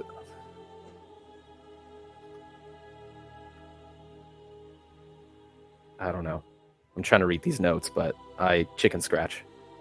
A Mageocracy would be the word you're looking for. That's the one. Whoa, it's like you're here. It's like you're right here in my mind's eye. I mean, do you want to ask her when we find her? Yeah, we could save it. It's just now all the questions are starting to Yeah. happen. But yeah, let's just, I guess, we travel to the studies area and then pick a path and go. I mean, I know the general direction based on what she said and then what I saw as the giant eagle, because I saw the natural area. So I guess we start heading in that direction, and I'll just have Nara take the lead. Yeah, sure. And I'll send Silcine just to float above near Nara, out there in the front.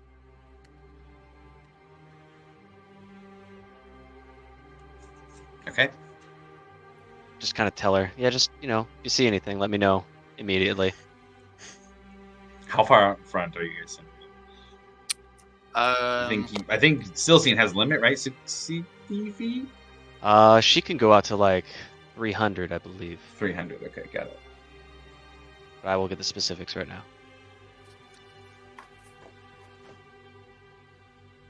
I'd probably, 30 feet. Okay.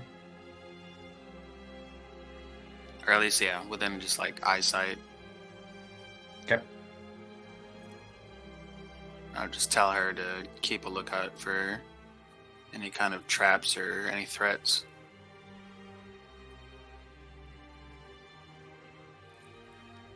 Okay. Yeah, not a problem. So are we moving towards the natural studies area? Unless anyone has any objections. No. Okay. As you guys pass through the city for these few hundred feet, it is very odd sight, the cross sections where the stasis field has left buildings preserved versus crumbled is very very much just like somebody took it and sliced it and let one side crumble. And you can almost you can see some cross sections of some of the buildings, right? So there's a couple of houses you pass by that you can see that there's what looks like to be a bedroom, a kitchen, a bottom stairs where there's a table set up with almost like a lab area. But the closer you get, it only takes a couple hundred feet to start seeing some of the grass and bushes that has overtaken here.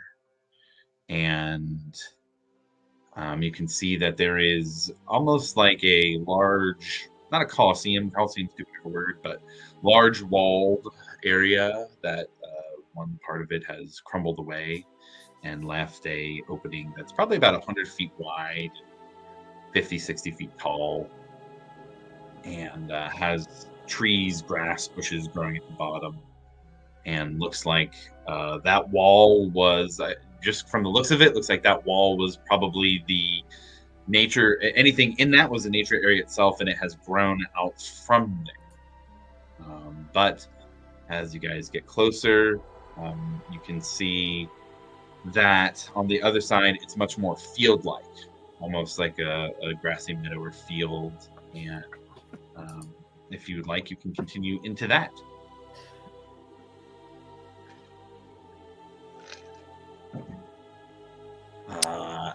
Unless anybody has anything. Is somebody about to start? Yeah. Okay. All right. Then you guys travel through this kind of hole in the wall, this large hole in the wall, and enter in to see a field that is in partial stasis but partially growing. You can see trees that look a little bit taller on the side that is not in stasis. And it's a very different, once you pass through the wall, it's a very different setup in here. It looks like things aren't in stasis but aren't in ruin either. It looks like that if these things have been out of stasis, it's not been the hundreds of years that some of the things outside on the city blocks were. And you look, and probably about 100 feet in front of you, you can start to see there are rocks jutting out of the ground. There seems to be what looks like was at one point a large tree that is got now stairs coming up around it, almost like a viewing platform. And off to the right, a little bit, probably 130, 150 feet or so, you see the forms of reptiles. Even from here, now 3 of them you can see look like the creatures that were fighting alongside the Hydra.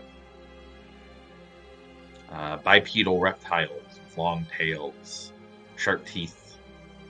And it seems like they, next to them, maybe about 20, 30 feet away, frozen in time, a large version of those. 20, 30 feet tall, teeth as big as dragons, almost the head of a dragon, large tail, small little arms. There's a crystal growing out of the ground in the area that's not behind the stasis field. And that's a little bit closer to you guys. It's about 100 feet away. But you see this odd zoo-like field that you're now in. What do you guys do?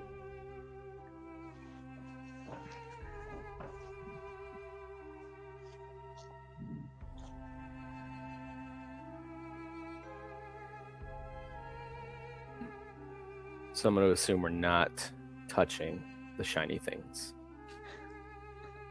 Just want to confirm, right? Sounds like a safe bet. The shiny things could be worth something, though. No, they're not. I don't know, Abu. I don't think it's a good idea. Yeah. To give you guys, I said crystal growing out of the ground. I probably didn't describe it quite well enough. I would say it's probably about 10 feet tall, 5-foot diameter. It's a very large crystal coming up out of the ground. And, It's a pillar. Yeah, there you go. Crystal pillar. There you go. Crystal pillar coming out of the ground. Wow. So these We just- stasis fields, does there appear to be anything that, like, obviously that like is generating it? Not that you guys have seen so far.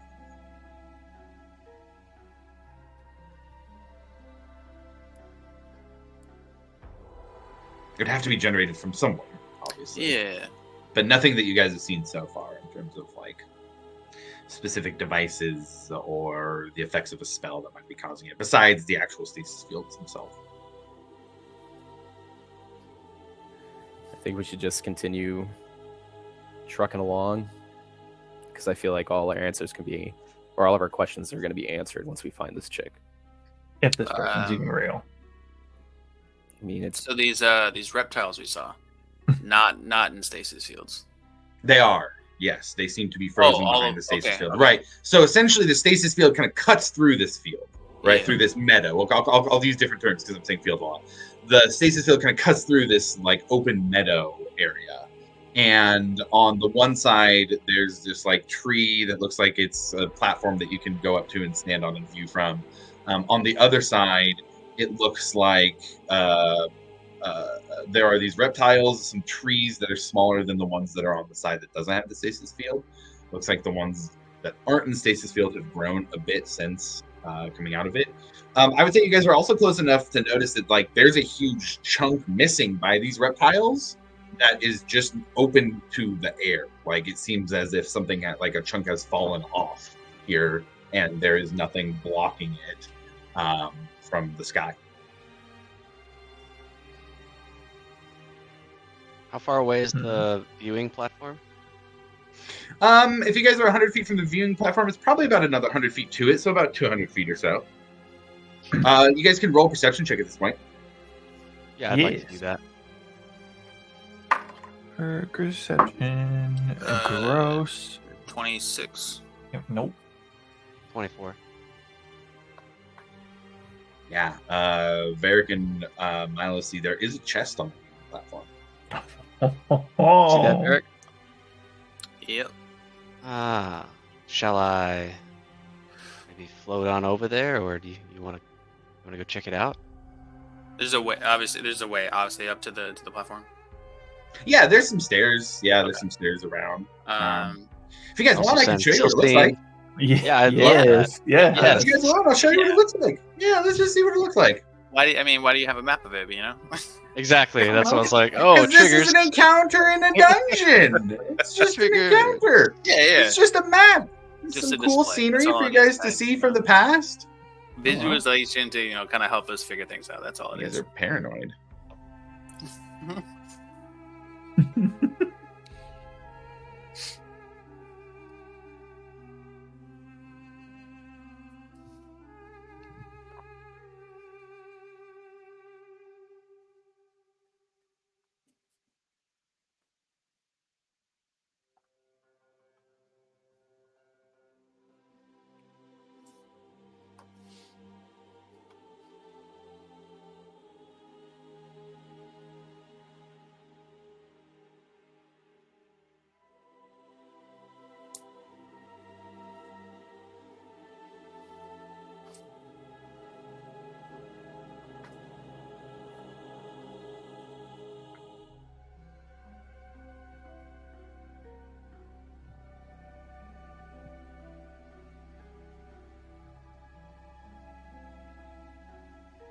Whoa.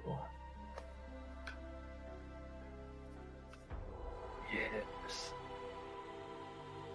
Oh. Okay. dude, there's a freaking T-Rex right I was there. gonna say, I don't like that one. What the hell, dude? They do roam in herds. So you guys are just off the map. We're about 100 feet away from the crystal off in the corner there. I put you guys over here so that you can kind of get an idea of where you're at. You're a little bit farther away than that, but for the sake of the map, this lightning bolt template is our stasis field line.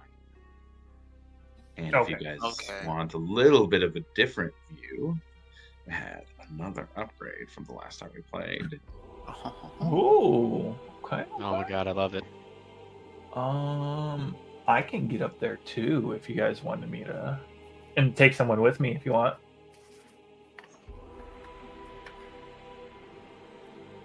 If you're willing. You really want to see what's in that chest, huh? Yeah, I can just instantly be there. I mean, I could do it. How's everybody feeling about this giant crystal in front of us? I kinda don't wanna want to touch it. I don't. I like don't want to touch it. How- I don't like that how there's long a is it? T-Rex right there. How long has it been since I did the detect magic? I would say 500 feet would take you. Man, I guess a mile. You could do a mile, walk a mile in 10 minutes, about right. So a few hundred feet, you could do in 10 minutes. You'd have to get within 30 feet of it, though.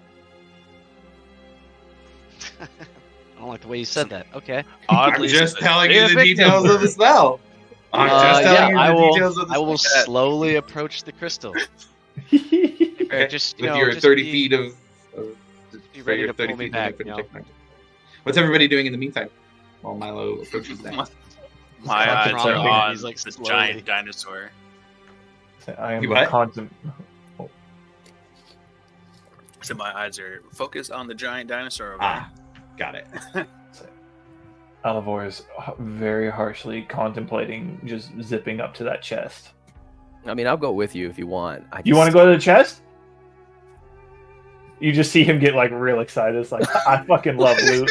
You're a pirate. Come on, you want to go see what's in the loot? I kind of want to go see what the booty is. All right, he says that. Alivor slaps his hand on Grimm's shoulder, and we're both gonna dimension door up to the chest.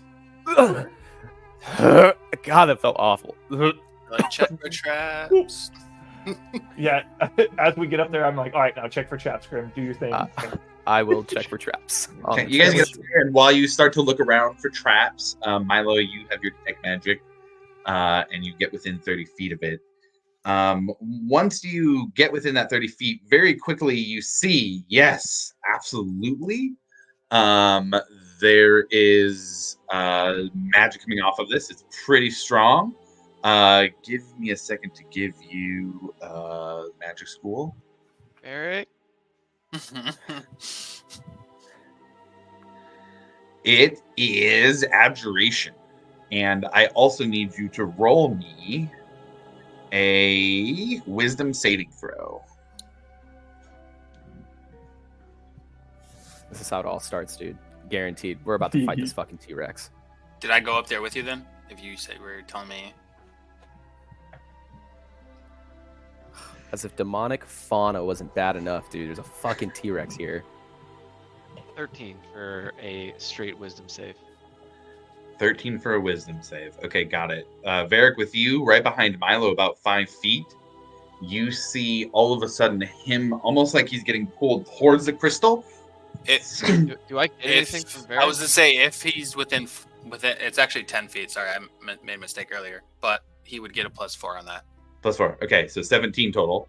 That cool, totally. Still gonna happen. Starts to magically get pulled into the crystal. And you see the form of Milo inside this crystal. Oh. Milo, you are now on the inside, and through a purple hue of this crystal, you are looking to your friends on the outside. Varric, Ekamos, Vasati, and Breck, you all see that on the outside of this crystal, vertically, 3 symbols light up. Of course, I had to take fucking Milo. What happens to Silcine specifically? Good question. Do I get that information, I guess? What happens to Silcine specifically?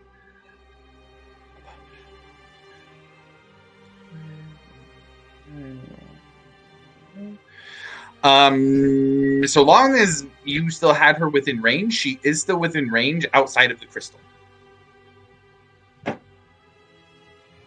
I would say, however, if you try and tap into her at all, it does not seem like you have a connection in the same way. Okay, so no communication. They can see you. What do these symbols look like? Roll me an Arcana check. Oh boy.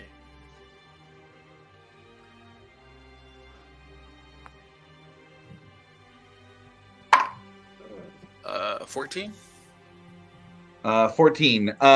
They look like they are probably schools of magic.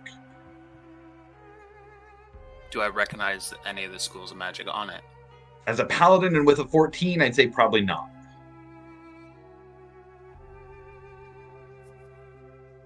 I would let everybody else know that those look like schools of magic, but I don't know what they are.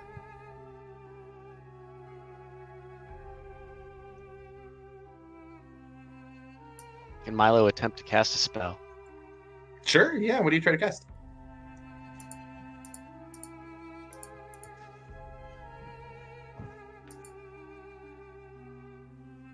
He's going to try and. Am I like frozen in place? I can't move my fingers. Or No, you anything can like move. No, you can Okay. move. Yeah, I'm gonna try and message. I'll do the cantrip message. sure. You point Okay. and grab your piece of copper wire and point, and you whisper the words for message. Varric, you do not hear anything as he moves his lips. Am I within the 30 feet now? That's up to you. It's up to you. But either way, message does not hit. I will send Nara within 30 feet. Okay. Nara moves within 30 feet. Nothing happens. Okay.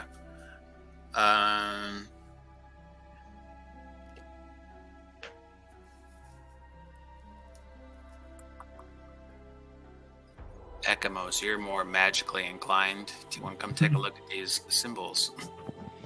Yeah, I'll take a look. I'll take Milo off the edge here. Move Vasanti and Breck a little bit more behind, kind of playing a little bit off the map here, but we'll make it work. Ekamos, how close are you getting to inspect these? I'm not close at all. I'm Okay. definitely like 60 feet. Okay, sure. Go ahead and roll your Arcana check. All right. Guidance. Oh, I don't have guidance anymore. Shit. Nope. Oh, yes. We like that. Arcana 24. 24, very nice. Yeah, you recognize these as symbols for magic schools. The one on the top is evocation. The one in the middle is necromancy. The one on the bottom is abjuration. Evocation, necromancy, and what was the last one? Abjuration. Abjuration. I know 2 of them. I don't know the third one. But yeah, that looks like some of that type of stuff up there. I will hit the crystal with a ray of frost. Ooh, what spell goes Ray of Frost? That is evocation. Okay, you hit it with Ray of Frost. And what's the range on Ray of Frost? Is that 30 feet? 60. 60, okay. So you hit it with Ray of Frost, and as it hits the crystal, it kind of goes around it and spreads across, and it's almost like it absorbs the magic into it. And the evocation symbol lights up, and a ray of fire shoots back out at you. Varric, you're going to take 2 points of fire damage. Milo, from the inside, fire shoots towards you, and you're going to take 5 points of fire damage. Ah! Do we have to all cast it at the same time, or what the hell? After you is cast this the still lit up spell, yet? the symbols begin to shift from vertical to horizontal. They kind of like appear, they shift a little and then glow as they appear in their new spots. Still evocation on the left, necromancy in the middle, and abjuration on the right. Is the evocation still lit up? No, just to throw the damage out.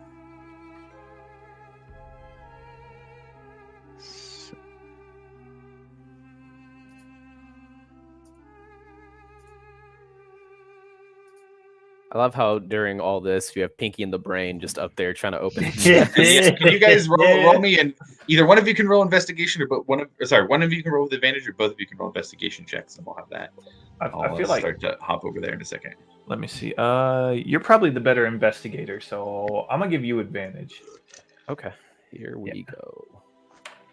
Oh, okay. Worse. Dirty 20. Way better than I was gonna do. Okay. You don't seem to see any traps. Yeah. Looks good to me. Do Do you think it'll just open, or you think it's locked? Oh, here, let's just give it a check. I go up and I see if it just opens up, suspecting it's probably gonna be locked. But That doesn't seem to be. oh, boop. What's in there? Open it right up. Pull it open, and there are two things. One is a small pouch. You pick it up, or if you pick it up, I won't. You know what? I'll let you decide that. And then it was what looks to be a crossbow of some sort. Very, very, very nice. Oh well, you can't use that. What? I can use that. Immediately, I see the we might as well get- crossbow. We might as well just skip. Wait, don't touch anything yet. I want to check again because Well, this is we've only checked the outside of the chest. What? I want to check for traps on the inside. I the get the chest. stuff. Okay, we'll see. Yeah. We'll see what's in the That pouch. and we'll probably crossbow split- would be that better off in crossbow's the hands mine. of Rufus right now than in your hands. Rufus is dead, and that's mine. That's my point. I hurry up and check for traps. Okay. You guys check for traps again on the inside, taking the time to do so. We'll hop back to the Crystal crew and what they're doing. Okay. What? I have a necromancy spell, but I don't know if that'll help. So I think you might have been onto something. Maybe we have to hit it with all three at the same time. Okay. So I I can have do evocation or abjuration. okay, Actually, I can do all three. Oh. Who else is with us? Breck? Can Breck cast any of those three? Help me! Ding, ding, ding. Man.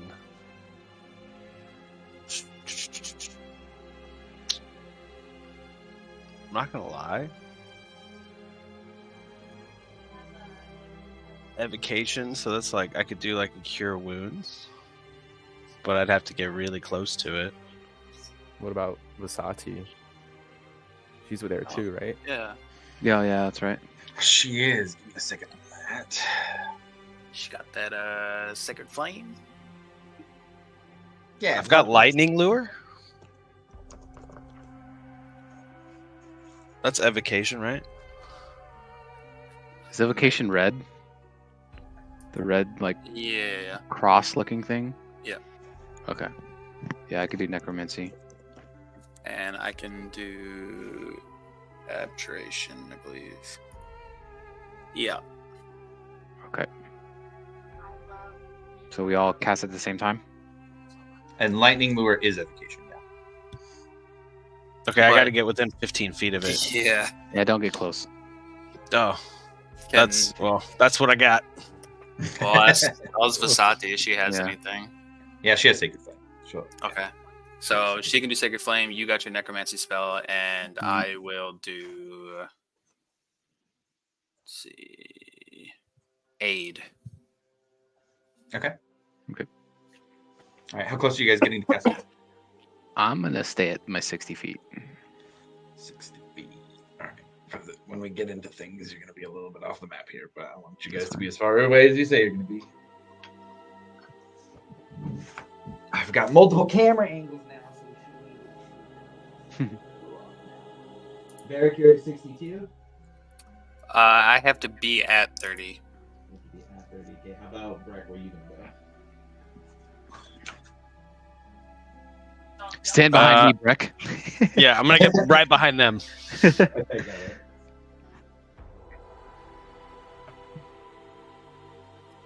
Okay.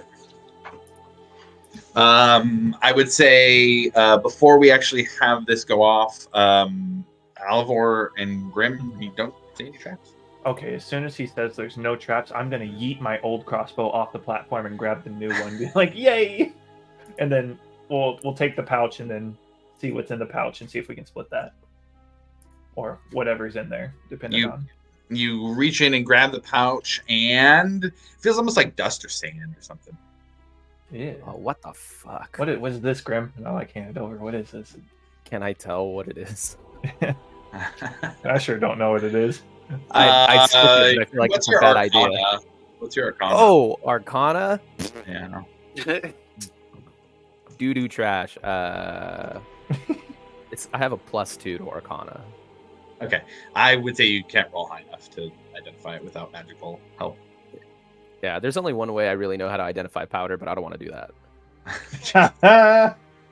So I think we need to give this to somebody who's a little more experienced in the Arcana realm.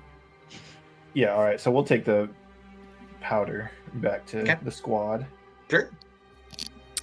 I will ask Vasati actually if she has any abjuration she can use on it. Oh, abjuration instead? Yeah. Let me see.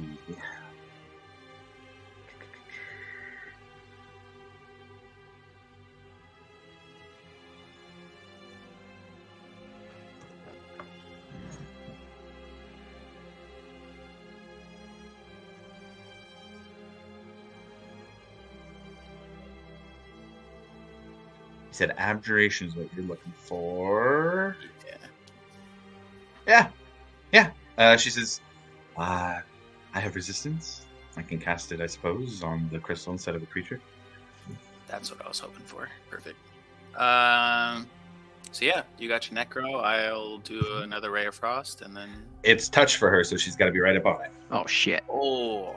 Well, hold on. Whoa. What's up, wait?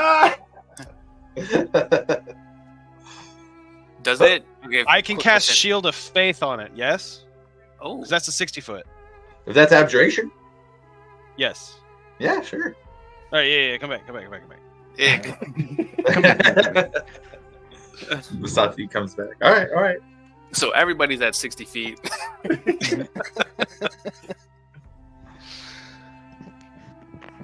I guess. Wait, Barrick, I got you at 30. Oh yeah, I'll back up a little bit. I have more range with this. Okay. So back everybody up here. Breck, you have 60 for Shield of Faith? Yes. All right, so everybody's got 60 for Shield of Faith. So we got that team backing up there. All right, guys. With our As powers. Elivor, Elivor and Graham grab the bag of dust and the crossbow up there.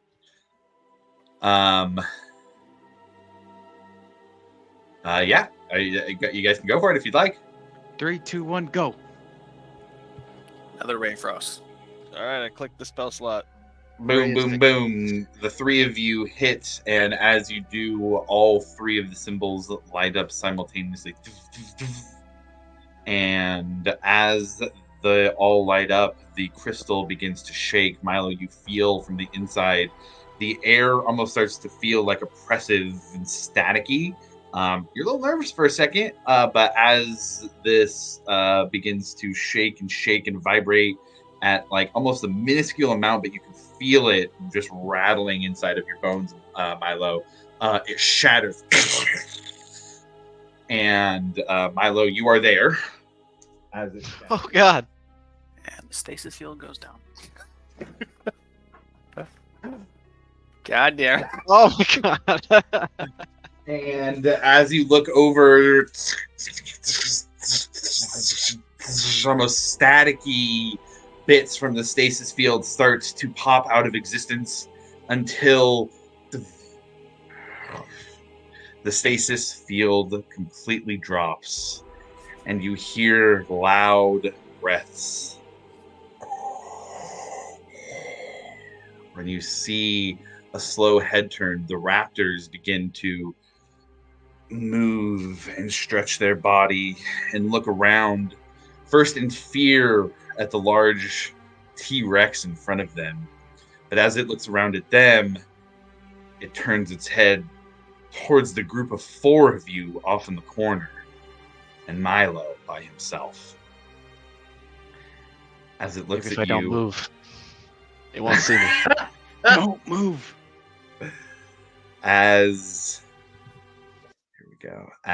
it begins to look over to the four of you, it opens its mouth, and with a T-Rex roar that I'm not going to try because I'm going to make it sound dumb, but all of you can imagine, roars at Milo and the group. It's time to roll initiative, guys. Welcome to Jurassic Park. And I knew we were gonna fight this damn T-Rex. There's no way he puts it on the map without, yeah. We should have just left Milo in there. Yeah, 100%. I was safer in the crystal. It's on him. gosh, watch my new crossbow. Oh yeah. Oh God, that's You have to. terrible. You don't know yet? Oh, okay. Well. All right, initiative. Let's go, baby. Huh! Could have been real good, but no, it had to bounce off the damn screen. I've had crappy rolls today, dude. Me too, man. No bueno right now. You know,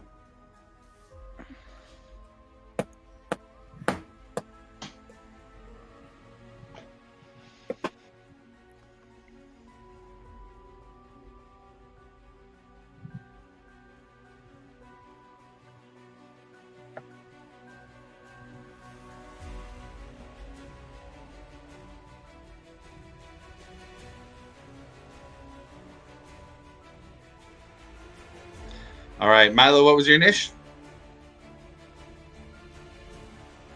19 for Milo.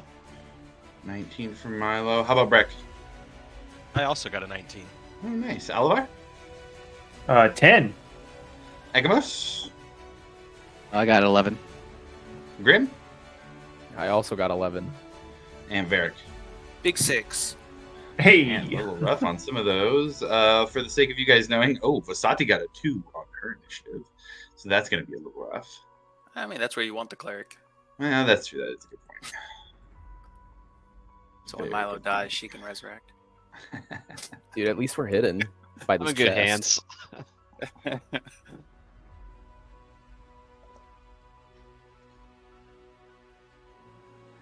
Okay. Oh, this is great.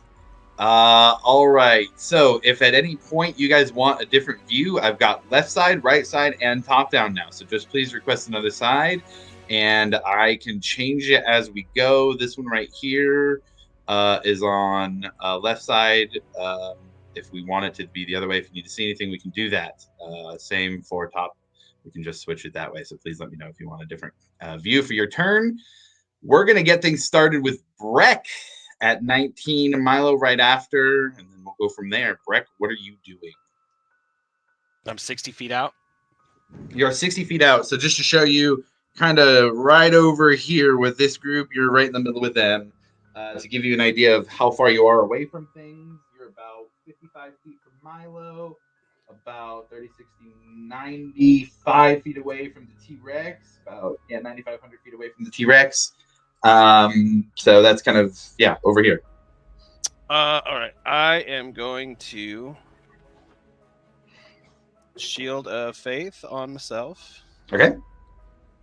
And then I am going to run 25 feet toward Milo.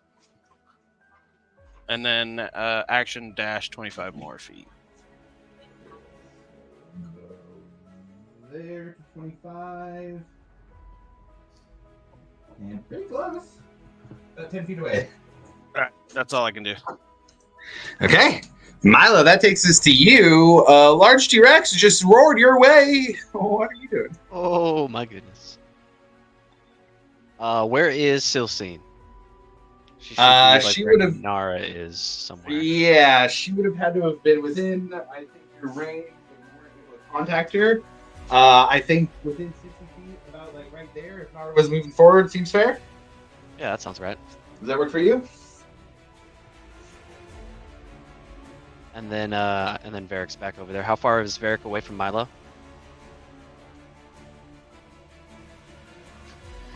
There from Milo right now, we're looking at 50 feet. Did you say 50? 50 feet. 50 feet. Okay. Milo is going to kind of fly over towards Varric. As he kind of comes to the ground, he's going to slide to the ground, slap his hands, say good to have you back, and cast haste on him. Ooh. We like that. So 30 feet towards Varric. 30 feet towards Varric. I see. I gotcha. Yeah. So we had you about 10.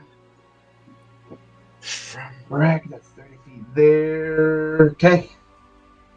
And then I'm going to send Silcine another 30 feet towards the T-Rex and the Raptors.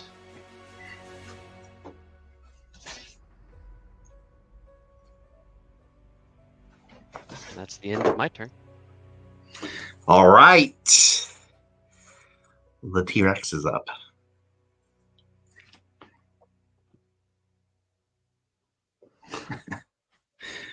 Well, Brack Milo left you out there as the solo guy. And that's where his attention was.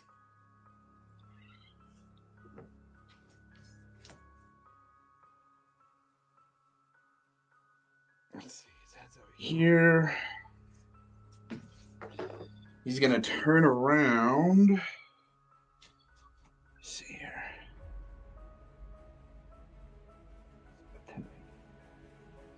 Yeah. Yeah. Can't do that though. Okay. He's gonna move up 50 feet.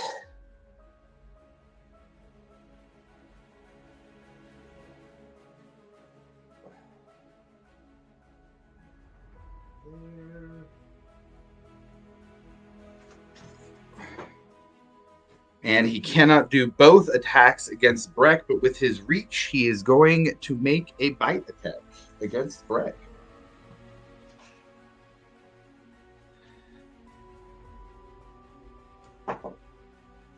Breck, does a 23 hit you? No. Okay. Give me some flavor for what it looks like when this T-Rex comes to bite you and you just block it away. I'm just gonna stick my shield right in his mouth. Yeah. And you jam it in, not allowing him to close around your form. Very similar to the dragon doing the same very recently. That is what he is going to do for his turn. He is going to go for the solo guy that's not close to the group. That's going to take us to Ekamos next. Ekamos, what are you doing? After seeing him bite Breck and of course nothing happens, I'm gonna take that timing to shoot some Eldritch Blast through, like it'll like wisp by Breck past the shield and like hopefully try to hit him in the mouth. Okay, yeah. Go ahead and blast away. All right.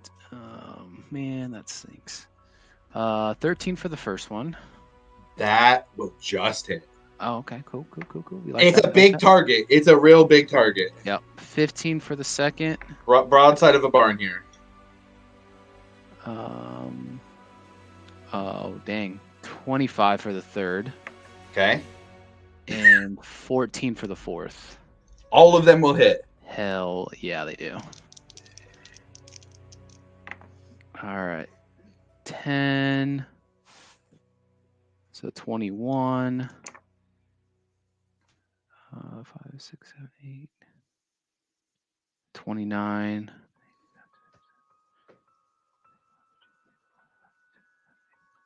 41 points of damage. Holy shit. That's pretty damn good. And then I'm going to run full movement, screen left to right towards, I'm going to try to make it to that rock and tree, but full movement 30 feet that way. To the rock and tree. Okay. Yep. That's 30 feet of movement. Yep, You're that's gonna fine. go about that far. Yep. That's good enough. And yep, that'll be my turn. All right. That takes us to Alvar next with Grim on deck. You're up there by the chest. What are you doing? How far away is everything?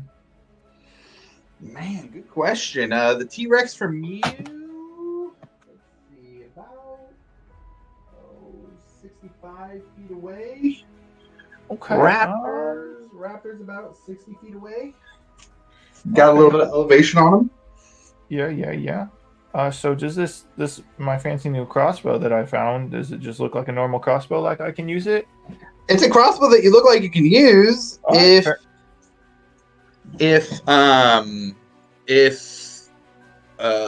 you shoot it and there's any magical properties that require attunement, you wouldn't get those, but you could certainly try and shoot it. Just use it. All right. Well, I'll just I guess I'll just attempt to use this normal crossbow then, or what? This not normal crossbow just has a crossbow then. Yeah, go ahead and I would say roll a d20 and add your if you're proficient with crossbows, add your dexterity and your proficiency modifier. Proficiency. Where did you go?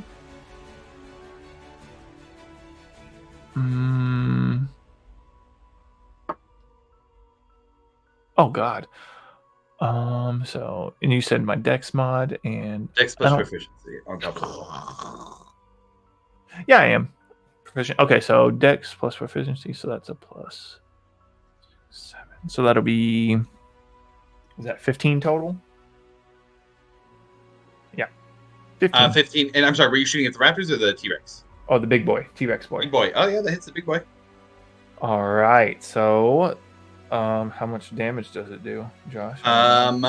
For that, let me get back here.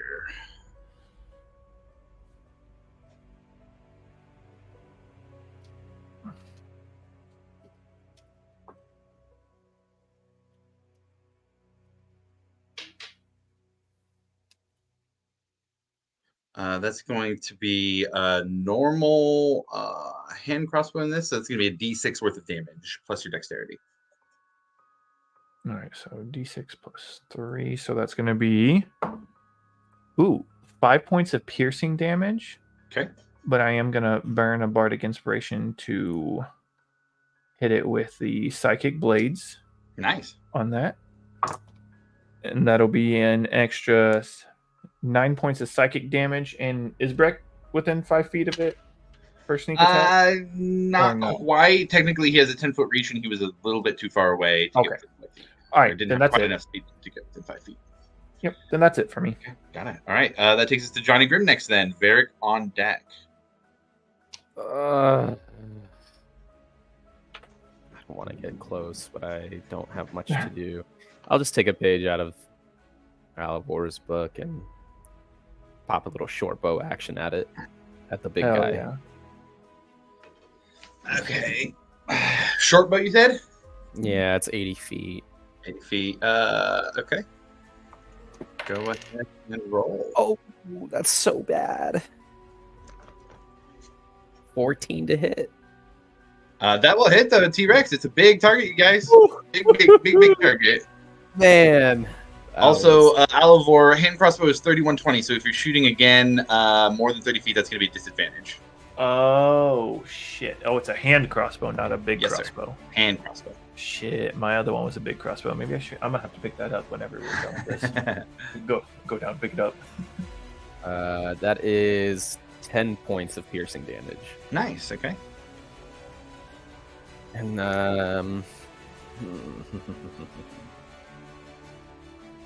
I will.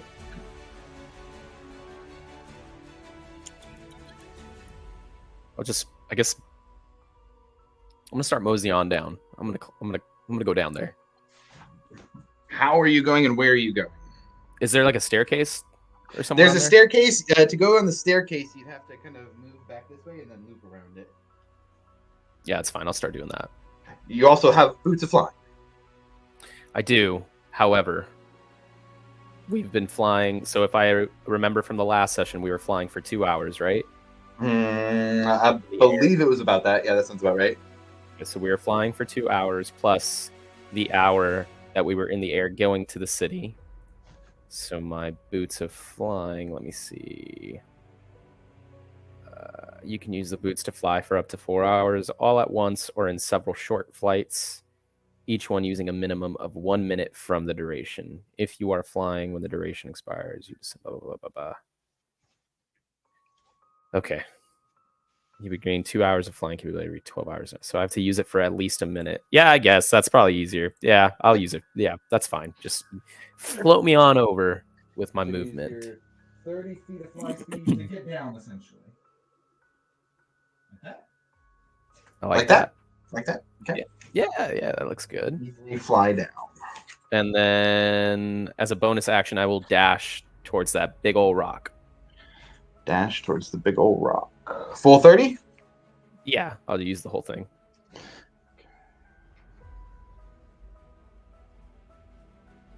Towards the rock. Okay. And that's my turn. All right.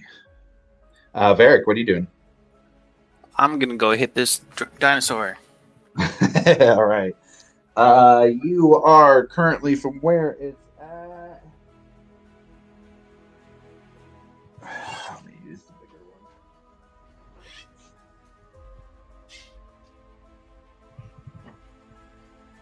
Let's see. For you to get there, you need to go about 50 feet to be within 5 feet of it. Perfect. I have 60 feet of movement. That's right. You're hasted. Yes, I am. So yeah, I'm just gonna take 4 swings. Go for it.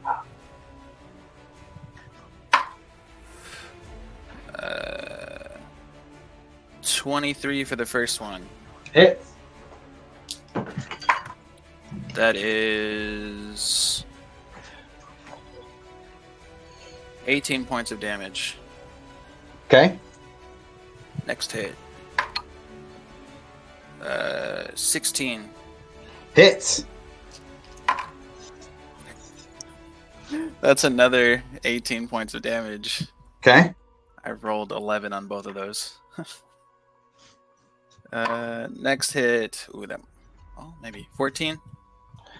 14 still hits. Ooh. That is 14 points of damage. Okay. Oh yeah, that definitely hits. 29. Yeah. Oh yeah. Definitely hits. And then that is another 11 points of damage. Okay. You come in swinging hard with the hammer and just crush against the side of it, making these dents. You can hear the large bones in the T-Rex's chest cavity just breaking as you can feel its ribs crack underneath your hammer. Movement. Oh, bonus. I'm not doing anything with bonus. I will have Nara also run behind that rock. Sure. 40 feet for Nara. Oh, 40. Okay. And that is my turn. Okay. Now we're at the close to the bottom of initiative. Not quite there yet. Let's see what we got. Oops. Breaking down trees here. These guys are pretty far away from stuff.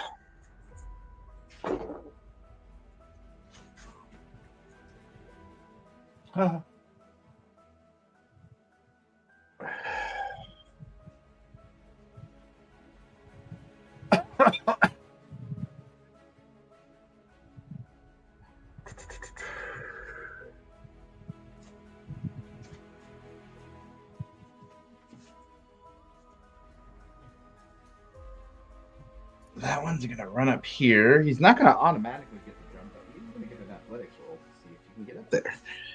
Oh. They do have surprisingly good athletics. Jesus Christ. 25 feet. That's not that bad. Only 25 feet? What the fuck? To Alivor.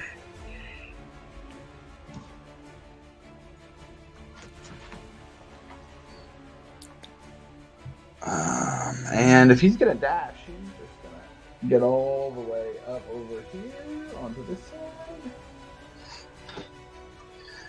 This one's gonna go 50. Then another 50. Jesus Christ.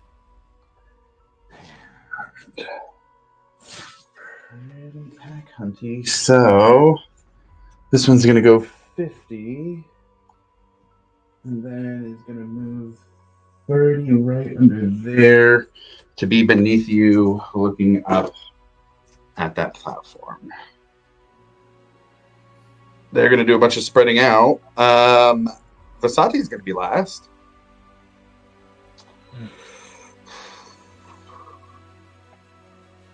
She's got some things. What are the things gonna do? She is going to use a second level spell slot to cast Aid. And the range on that is 30 feet. So she's going to move up a bit. And the three that are closest to dinosaurs are the one that are within range are going to be the ones she goes for. Breck, Varric, and Milo. Each of you, your hit point maximum and current hit points increase by 5 while she is concentrating on that. Oh, it's not a concentration. Never mind. For 8 hours.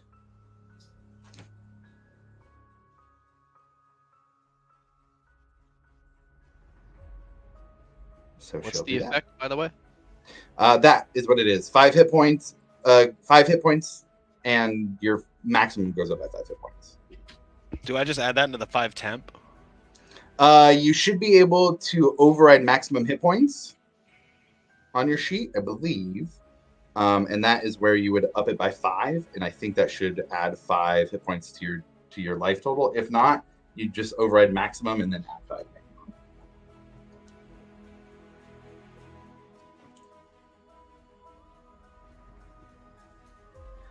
Then that'll take us back up to the top with Breck staring down the T-Rex.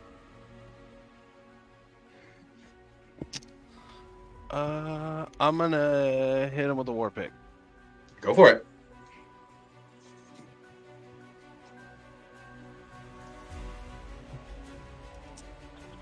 Uh, 17. Yeah, 17 hits.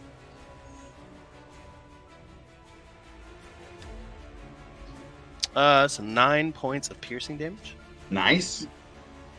And then I'm gonna hit him again. Go for it. Ooh, that's a 10. A 10 misses, unfortunately.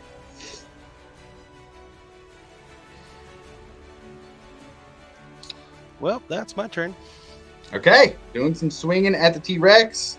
That takes us to Milo next. You're standing next to Vasati. There's a T-Rex about 30 feet behind you. Ekmos is near.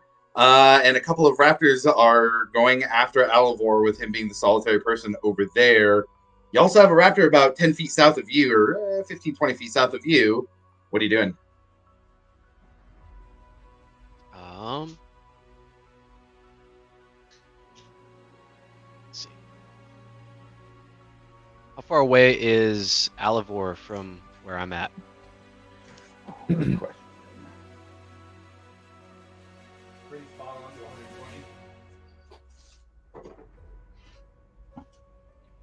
I didn't.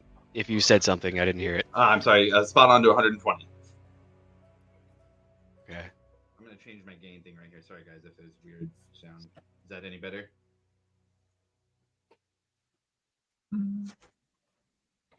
You're very quiet.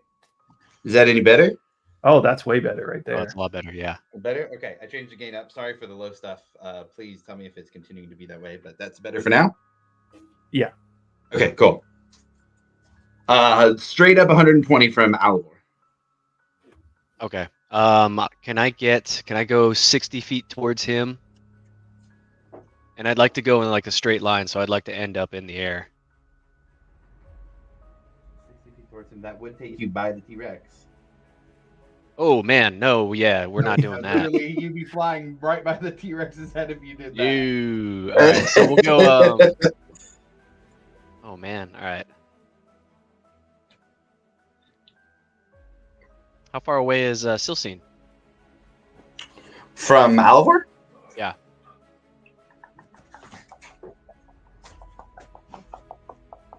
$70? 70? 70? 70. All right. So can I would like to cast Vortex Warp on Alivor and bring him back over here, kind of next to us. And range on Vortex is more than 60? Feet. It is 90 feet, okay. And then the distance is 90 from them. Hold on, let me check that real quick. Yeah, I think it's 90 both ways. Okay. So Alivor will pop over here. How close do you want him to you?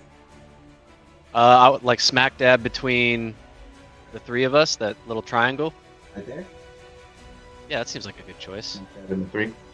Whoop. And then I am going to fly 30 feet directly up. 30 feet directly up. I will put some putty on Milo and get a fly stick going. And then I'm going to bring Silcine 30 feet back towards Grim.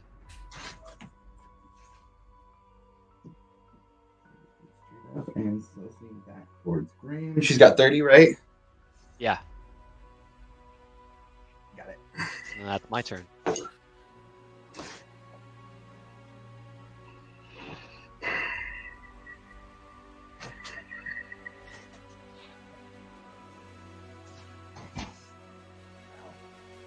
For the paladins. Given that they're the ones in front of him attacking, we're going to go bite against Varric, and we are going to go tail against Brett.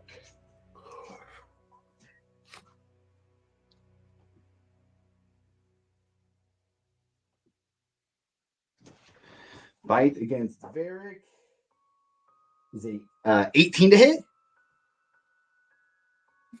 What was it? 18 to hit. That does not hit. That does not hit. Okay. Tail to Breck. 27 to hit. Ooh, that does hit. Okay.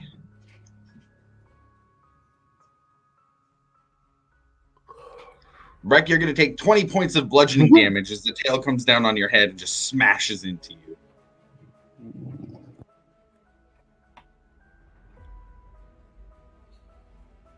And that's going to be the end of the T-Rex's turn.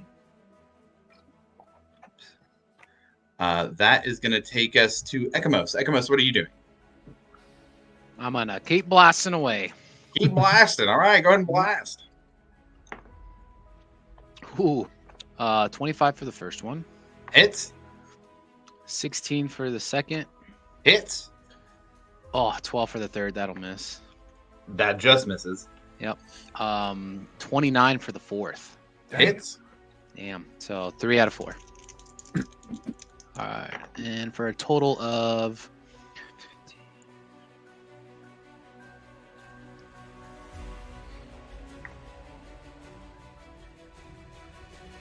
39.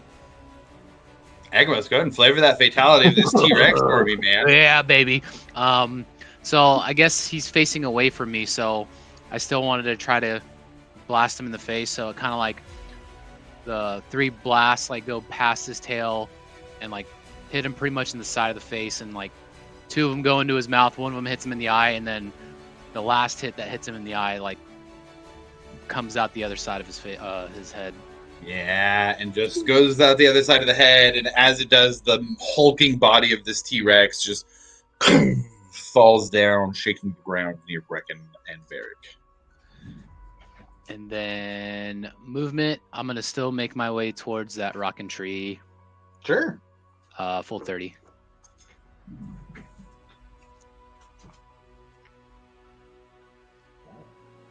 Anything else? And that'll be my turn. Oliver, you're in a new place. What are you doing? Yeah. So, Got a whoa. dead T-Rex and a raptor down in south of you. Nice. Let's hit the old raptor down south with some dissonant whispers. Sure. So I need him to make me a wisdom 17 saving throw. That's a fail for a raptor. All right. He's going to take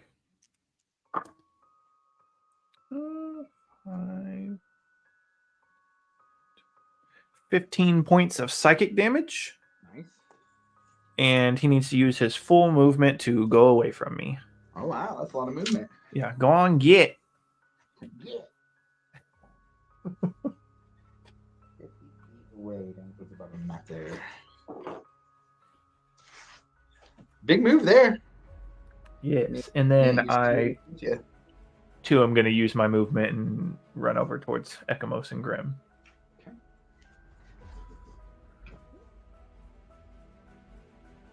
All right. And that's it for me. All right, Johnny Grimm, you are over by the rock there. You got a couple of raptors on the other side. What are you doing? Can I fly? Just so I can clarify, that way I can beat truthful for the boots. I'll say I've been hovering like just slightly above the ground so that Sure. the boots can stay active because I have to use them for a minimum of a minute. Oh, that's fine. But- I'm not gonna like get you on multiple activations. If you activate it for combat, it's good for a minute. I'm not gonna. If you Okay. touch the ground, I'm not gonna make it be another minute activation. Okay, awesome. So I will fly like 15 feet directly above this little yellow raptor right here, right in front of me. Kind of just You have hover 30 above feet it. of movement total.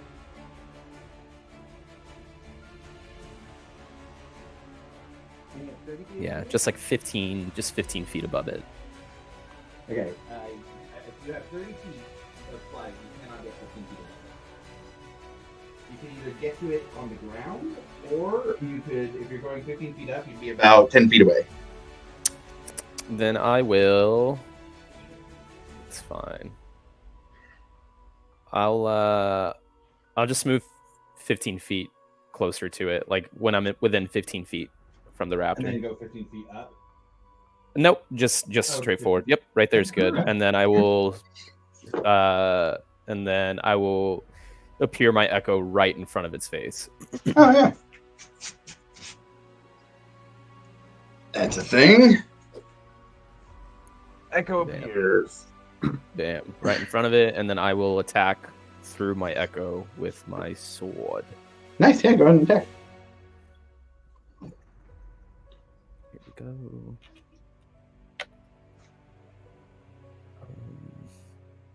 It is a 18 to hit. Yeah, hits him. Awesome. So here we go. Oof, terrible. That is 5 points of slashing damage. All right, 5 points is 5 points. And then I will.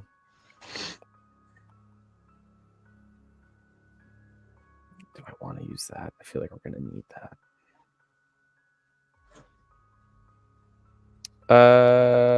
Nope. That's it. That's my turn. Okay, got it. Varric, you're up. What are you doing?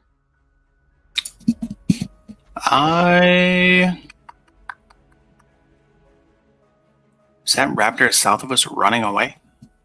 That's what this Whispers did to it, yeah. Oh yeah, that's right. I'm gonna go chase it down. Sure. Well, 30 feet towards it? 60 feet towards it, I guess I should ask? yes, if I can reach it. Yeah, that's you got the movement to do it. 4 You're hits. hasted. 4 hits it is. 21. Hits. 14 points of damage. Okay. Actually, where is my fighting style? I always forget to do this. Great weapon fighting. I can re-roll a 1. Hey, there you go. That is now 17 points of damage. Cool. Next 2. That hit. 24 to hit. Hits.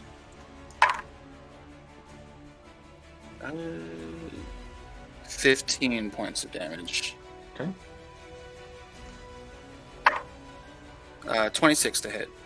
Hits. If I roll a 1 twice, is that I just take the 1? You take the second one, you don't get to continue to reroll. Yep. So that is 13 points of damage. Yeah, go ahead and flavor that one on this.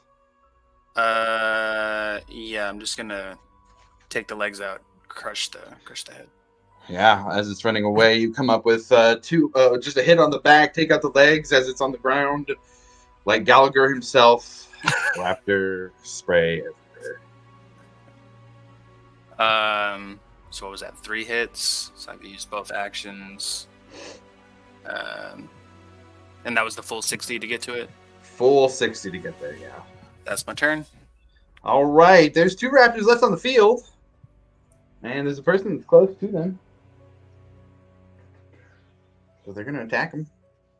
This one's not going to go the full thing to the pounds, but it's going to go attack Grim. I will take that attack of opportunity since he moved away from my echo. Sure, yeah. That is a 21 to hit. Hits. Come back. God, these are terrible. 6 points of slashing damage. Okay, 6 is 6. Okay, then it's going to come back at you as your Echo makes the opportunity attack. It is going to go for a claw attack against you. And that is a 16 hit. Misses. Not as beefy as the T-Rex. Okay, so that one's going to go do its thing. This one's going to jump down and then move over to you. It is going to take a little bit of blood on that jump. Not a ton, a little bit.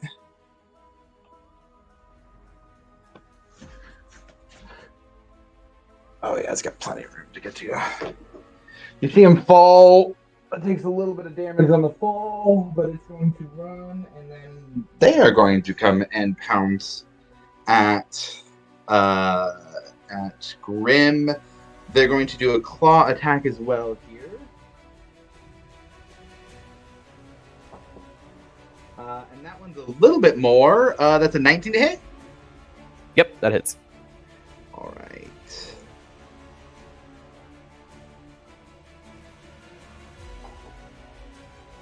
So that is going to be 9 points of slashing damage there, and it does get to make a bite attack.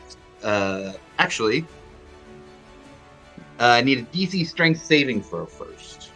Strength? Oh no, Josh. What are you doing to me, bud? Well, you know, it's just a stat block, man. That is a hard-hitting 5. 5, you are knocked prone. Ouch. And as you are knocked prone, the raptor will get to make a bite attack against you at advantage. Sick. Sick.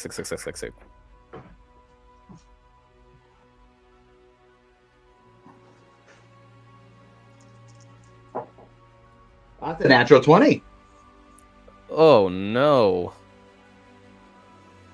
How far away is this from Milo? From Milo, pretty far. From Silky, Pretty far. 15 feet. How far did you say? From Silcine, about 15 feet. From Milo, pretty far. Yeah, no, remember we can't do it from Silcine anymore. Oh, yeah, that's right. Okay, so I didn't remember. Thank you for that reminder. More than 60 feet. Well then, never mind.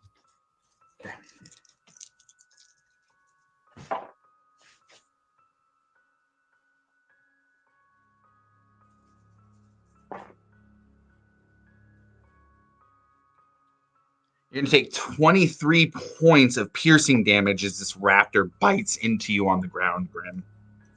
Can I still do uncanny dodge to half the damage?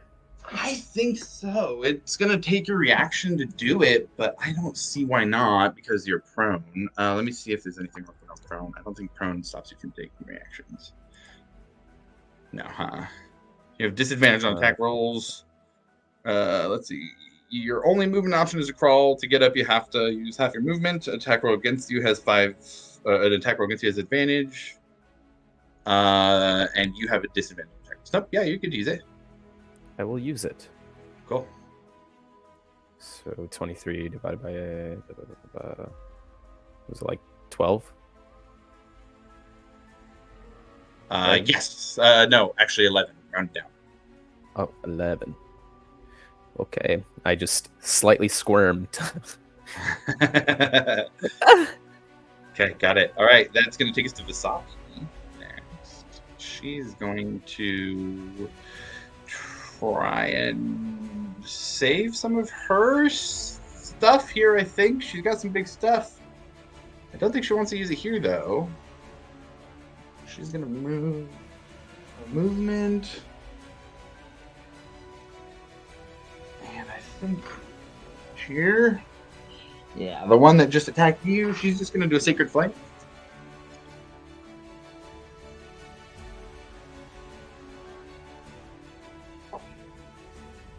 It is going to make the save, though. So that will take us back up to the top with Breck, Milo on deck. How close am I to the nearest raptor? Oh man.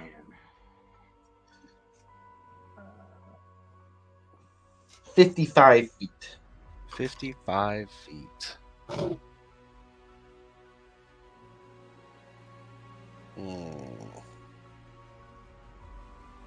Yep, I'm gonna run 25 feet and then dash another 25. Sure. So that'll get you just out of range.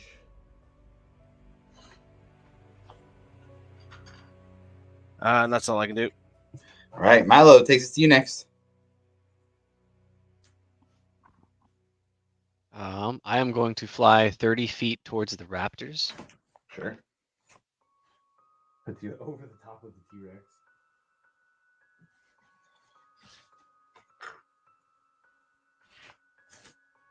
And none of them have taken any damage, right? They both have actually. Oh, they have. Okay. Both have, yeah. Does any of them look particularly more damaged than the other? I'd make you do a roll to determine that. Would I have to spend anything to make the roll? Yes, it'd be an action Okay. to determine which is more hurt. I will attack the one that just attacked. I guess the most recent one that attacked. One. Yeah, that Or- would be the, yeah, that the one. bottom Let's go with that one. greenish one there. I'm gonna vicious Yeah, go for mockery that. I'm with the long Oh, loser. nice. That's a 17. Loser. 2 on the die. I think that's a failure. It'll take 5 points of psychic damage and have disadvantage on its next attack roll. Nice. Okay. Yeah, that'll be a thing. Anything else? You know what? Move me another 30 feet towards them. Bonus action? Yeah. Yeah. Up and behind Breck a little bit. Ugh.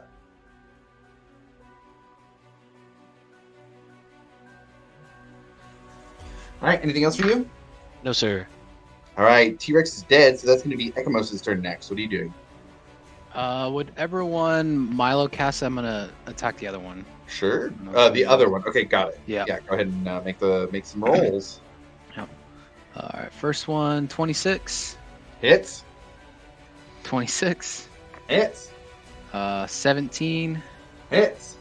and 19. Hits. Hey. Alright. Let me pull out the calculator here. I'm tired of doing all this math. Alright, so plus 3 plus 10. And last two. 1 plus 4 plus 37. Yeah, flavor that. How's that? Oh yeah, for sure. It just hits him. Right It blasts a big old hole right through the raptor's chest. Yeah, there you go. Chest cavity explodes out of the brim. While he has one on top of him trying to claw away. Anything else for Ekimos? I'm gonna stay there. Cool. Alvar, how about you? You're right next to Ekimos. What are you doing? How far away is the one raptor left? Last, they have taken some damage, and from you, they are right about 50 feet. All right, we'll just hit it with first level Dissonant Whispers. Sure. Wisdom 17. Wisdom 17. You guys are hitting on the wisdom saves, and they are not wise. That's a 4 on the dice.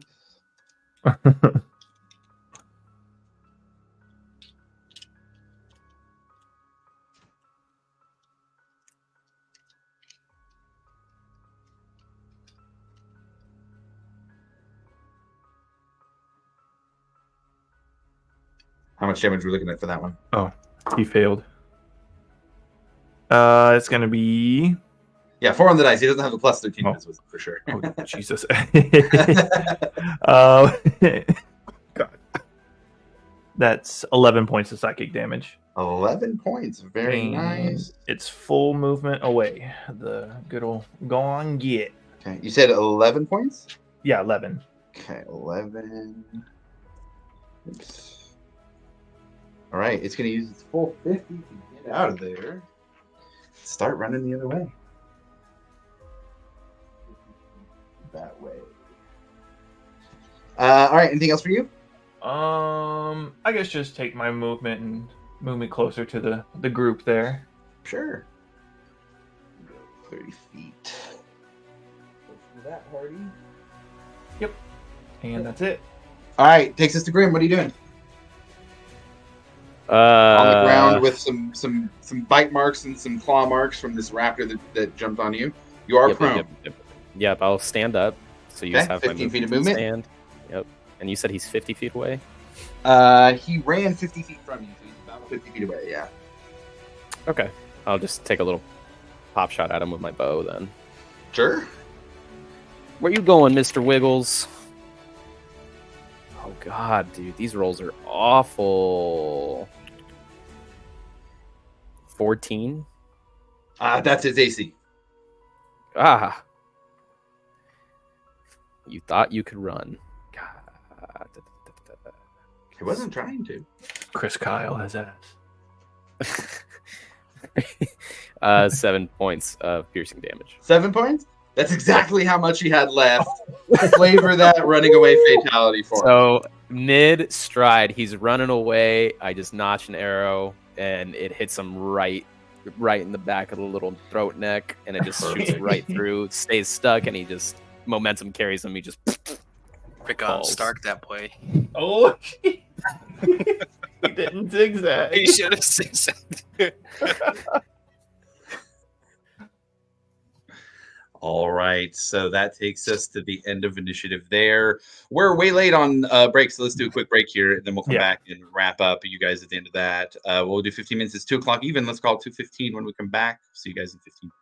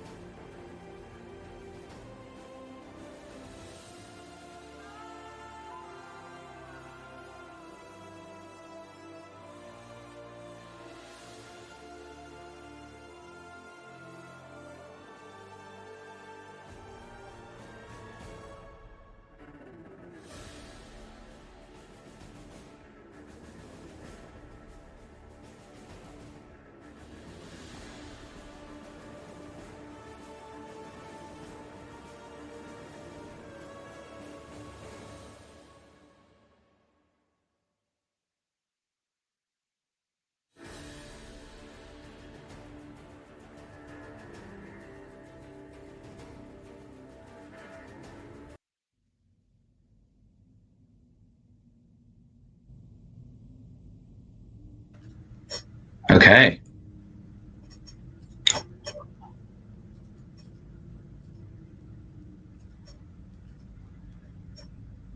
And we are back to where we are. We'll just hop in right where you guys ended.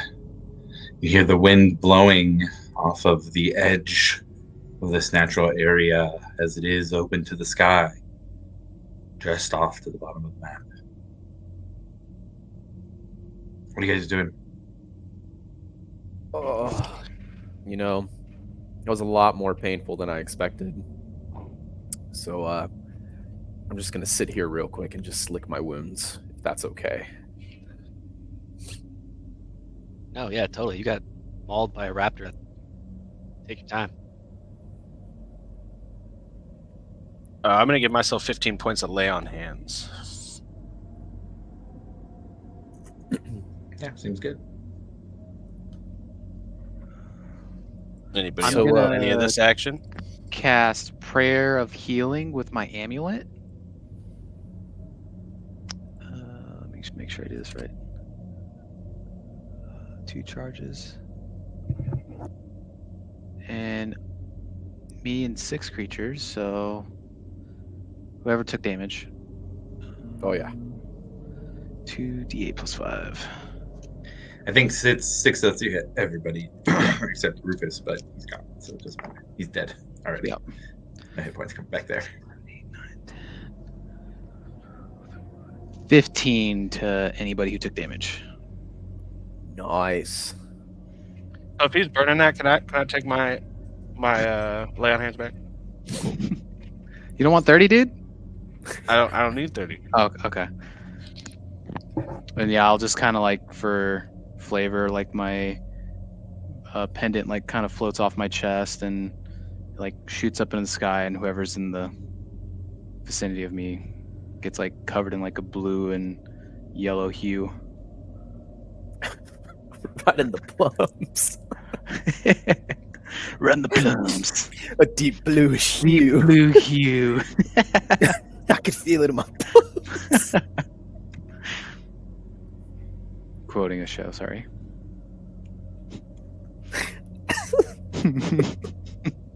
And after I say that, I pull some shades out of nowhere and wear them for like 2 seconds and then put them away.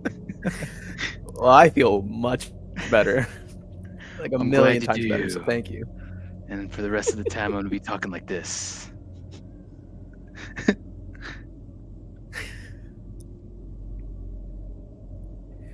So can we not break any more crystals? Or get sucked into them? Well, we Yeah, still need a- Milo. Yeah. Yeah, Milo. I apologize. If you didn't get sucked into that, we wouldn't have to fight those things, but we killed them, so it's all good. Can somebody help identify what this dust is? So we found a bag Wait. of dust in the chest. And also, It's a neat Crossbow crossbow. has a new crossbow or a little hand crossbow now, so that's cool. Mhm. We can let Milo take a look at that. He's better than me at magical shit. Yeah, it'll take me like 20 here. minutes or so, but yeah, just do it over here. Yeah. Here you go. I'm like, Just don't cuddle up sniff next it. to the I don't know rock. what it is. I'm gonna keep watch. Okay. So you guys are taking 20 minutes? For each one, right? 10 minutes for each one. 10 each one. Yeah. Okay. I guess we'll go powder. I mean, we could do it later if you want to do it later. We don't have to do it now. We could keep moving. I don't know what the dust is. And Well, I'd like to know how to use this crossbow, if we're going to get into more dinosaur fights. okay, yeah.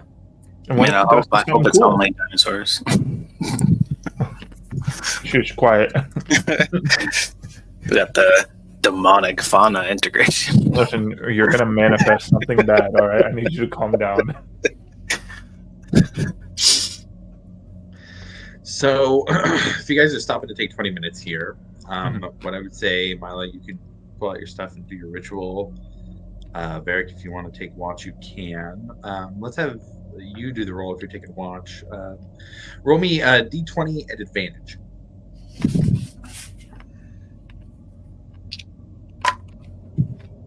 Mhm. So no modifiers on this, right? Just straight. Just straight D20s. That's a solid 4. A 4? Okay. Rolled a 2 and a 4.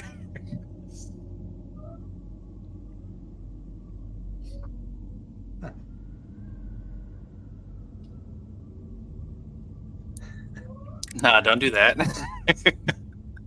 I don't like the way that was. Milo, which one are you doing first? Do the dust. Yeah, we'll start with the powder. It is the most curious. Yeah, absolutely. 10 minutes pass.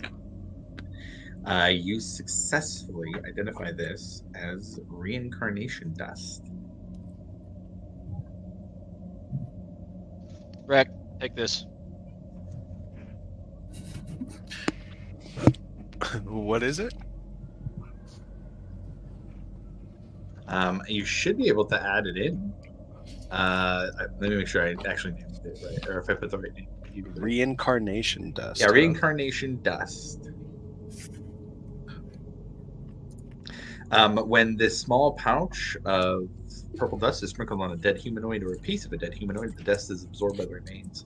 If willing, the dead creature returns to life with a new body as if the reincarnate spell had been cast on the remains. Wow. Dude, that's crazy. That's wild. It's like you guys keep dying, so I'm gonna make this item. No. To note here, because the person talking to you was talking about helping with these types of things, to note here, I wanted to point out that reincarnate does not necessarily bring you back to the same body. You will very likely will change species on a reincarnate. Yeah. I think Skull has that.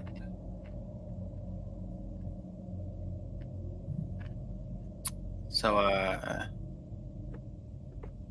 what's her name? Orahan? She mentioned something about that, didn't she? Like trying to bring her friends back, or Yeah. At the beginning, when speaking through Rufus, she said, "If you guys come up, I have ways I can try and help you get your friend back." okay. She didn't point out anything specifically, but I would take the time at this point, I guess, with the reincarnation dust, just to point out that Basati did mention that she can, I believe, as soon as we rest, though. yeah, she's right here. She'll chime in. Yeah. Yeah. I can do raise dead once I rest for the day. If you So have we the have- material. I don't have the material myself.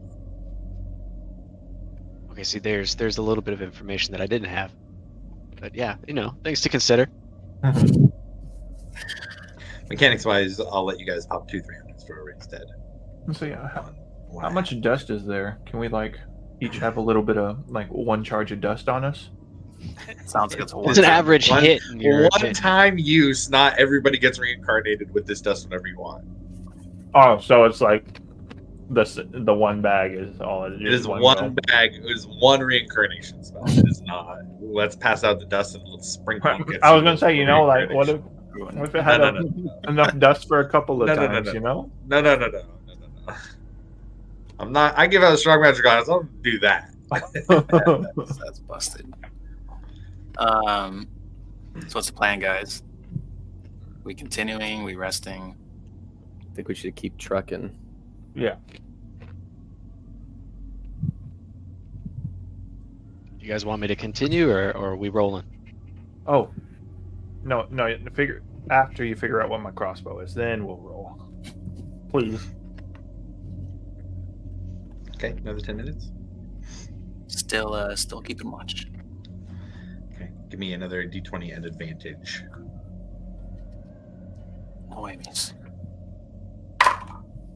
Oh my god. It's an 8. Someone else needs to be on watch. I'm not doing my perception check, sir. What was the other one? If the 8 was the highest, what was the other one? Just A for 5. Okay.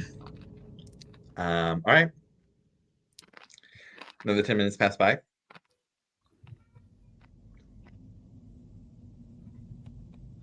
Milo, you identify the crossbow as an Aeorian security cannon. Huh. It is a hand crossbow, and manage it is inventory. made from a dark slate steel metal with runes covering it. There's no string. It's angled rather than curved with a disc at each end.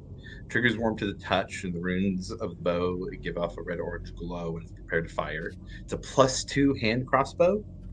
On attack and damage rolls. On a missed attack, the wielder can choose to attack again as a reaction.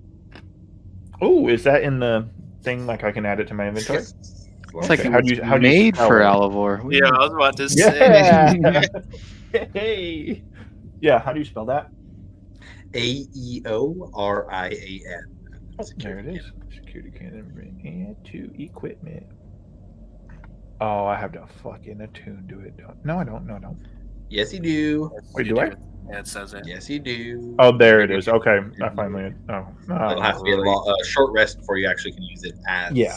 advertised. Otherwise, it's just a D20 Regular. add dex and proficiency, and then roll D6 plus your proficiency, or for plus your Okay. dex. Okay, sweet. Mm-hmm.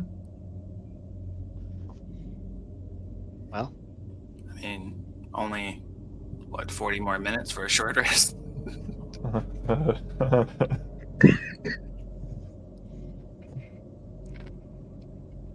If you wanted to. what's like the time of day right now? Yeah, it's got to be dark, right? Time of night, yeah, it has early evening. Back is half. where we would- So maybe we should be looking for a place to actually long rest. This Take a time. seems like a good spot. We could do it up on that platform. Yeah, That'd be nice. have a little vantage view. Let's Maybe do you that. could instant cast tiny hut. I don't know about instant casting. I don't know if I've got many more of those in me. It's almost like it was divine intervention. or Once in a something. lifetime. Give me some time. I can do it.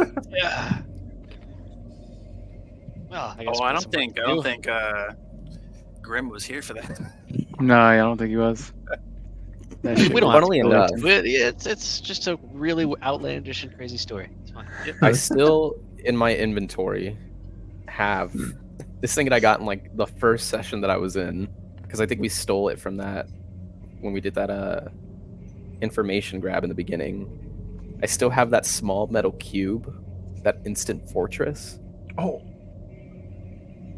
if we need it. I also have a You guys have 7th had level that for a conjuration while. spell that I have no idea what it does. That's what I found in that office. Oh yeah. Wait, what is this? I think you gave it to me. I just never Did I? because I used it to interrogate.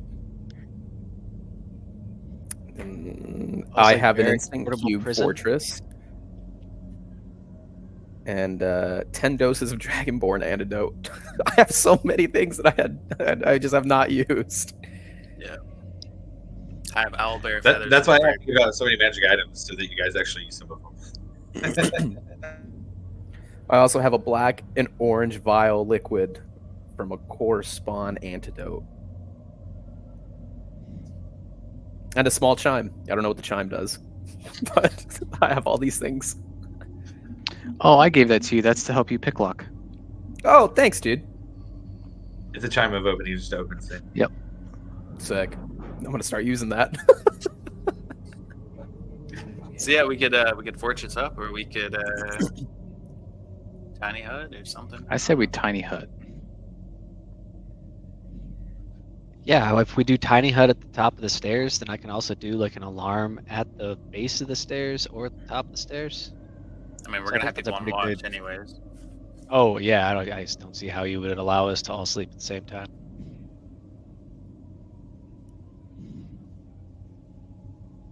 I You guys guess. do whatever you want to do. Oh, I was talking Roll, to Varric. respond, and oh, okay, sorry. Sorry. So we're resting. Long rest. Yeah. Allows Vasati to swap out her stuff, and so what time of day is it though? It's night. Night night. Oh, It's it is Betty night by time. Oh, okay. Can you tuck me in? You guys want to go set up like a spot up there? I'll get to work on like an alarm on the stairs, and then I'll come up and do tiny hut. Oh yeah. Up we go. will remain on watch. Are you sure? Feel You need to take a break? I am the knight. I will cut the T-Rex's tail off Oh, because Uh-oh. he's a dick. First off, second, that looks like good meat, and I'm gonna eat Snakes. some of that. Oh my god. Oh, he's amazing. I knew it. I knew it. Glorious. holy shit. And I will carry that up into the tiny hut with us. The whole thing. That's a big tail. Yes. It's still so freshly killed, so the tail's still whipping around, smacking people.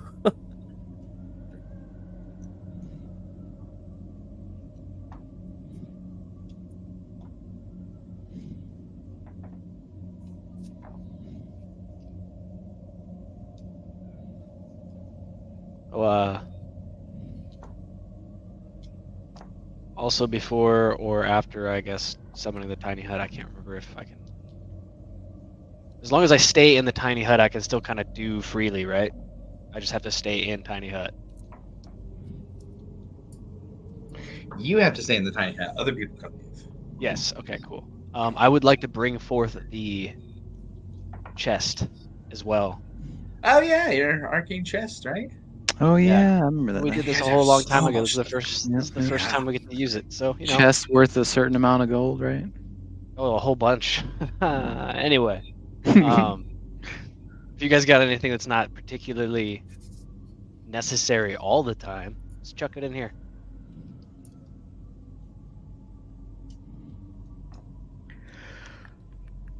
And then I'll just take this up and send it back to the Nether in the morning. Easy enough.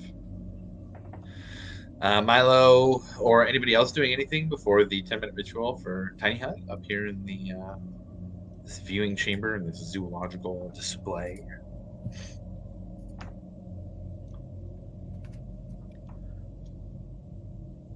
Okay. Well then, I will say Tiny Hut goes off without a hitch. And you guys are up here now, protected in a dome that will keep you safe for the extent that it is cast. What's everybody doing to get ready here? I want to remind everybody that in order to long rest, you have to take off armor. So anything that happens during a long rest is without armor. So for the next 8 hours, if you're resting, you're doing it without armor.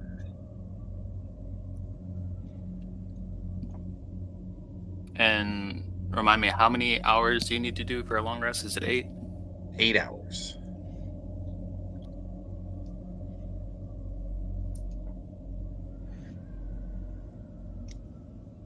And elves are like half that, right? Yeah. Elves are half. Yeah, they don't have to go 4 for it. hour There's trance. like so many elves in this group or something. Yeah, I'm that's sorry, true. what about half elf? I still have to do normal. I don't human. think there's anything in the half elf Yeah. that says it only has to do 4 hours. I lost How- my stasis once I became human or living again. Oh, How so am long I does the it only take one? to- Yep. I think so. The last elf. So So how long does it take to attune to something? short An rest. hour. Can I Yeah. attune to my new thing while we rest? Yeah, a long rest, you can have 2 hours of light activity during it. You don't have to be sleeping technically for the whole thing. Okay. So that's why watches can work out too, especially if you have elves. But if you wanted to take the first hour, then I would say after the first hour, if nothing happens, then you can be attuned to your Yep. hand cannon. That's what I would like to do, and then Rather sleep security the rest of cannon. it. Yes. Okay. So is Varric taking watch first then? Yeah. Okay. Anybody taking watch with Varric? You can do it for 2 hours with still being I able can. to get a full sleep. Oh, I'll I take will one help for Varric. Oh, Oh, never mind. you take a sleep. You got fucked up. Well, I mean, I'm already staying up to attune my thing. I can take first one with him, or can I attune and watch as well?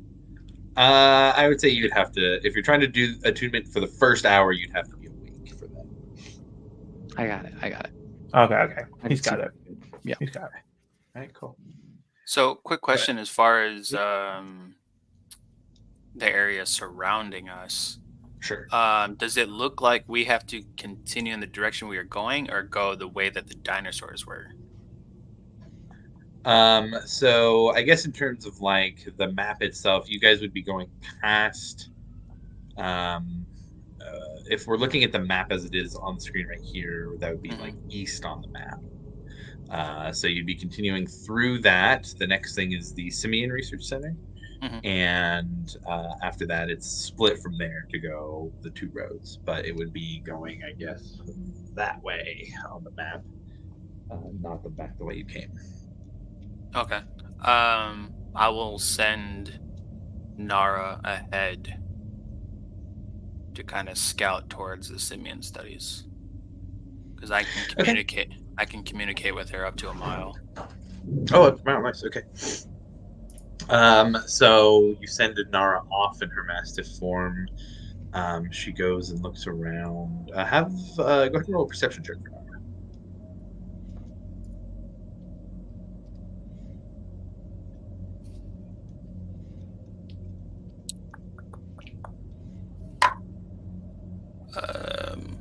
God, these rolls. 13. 13. Okay. She can see that it looks like that there is some flora in here, some plants in here, some trees and grass that is nice, looks new. Doesn't seem to be any creatures that she can see in there. She'll respond back with nothing to see in here. With a 13, she can smell something, but she's not sure what the smell is. Okay. As far as I know, he doesn't need to rest. So I'll just have her a little bit up the ways from us and just kind of be a little watchtower out there in case anything comes towards us.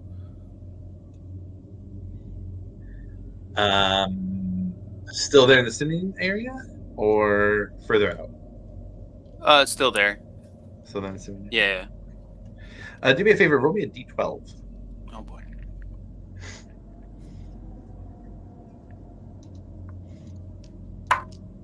That's an 8. Okay.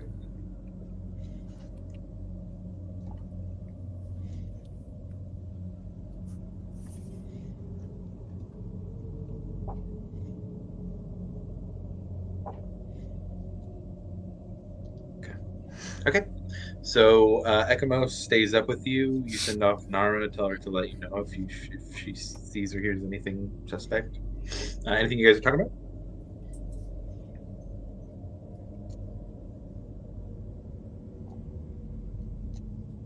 No, not really.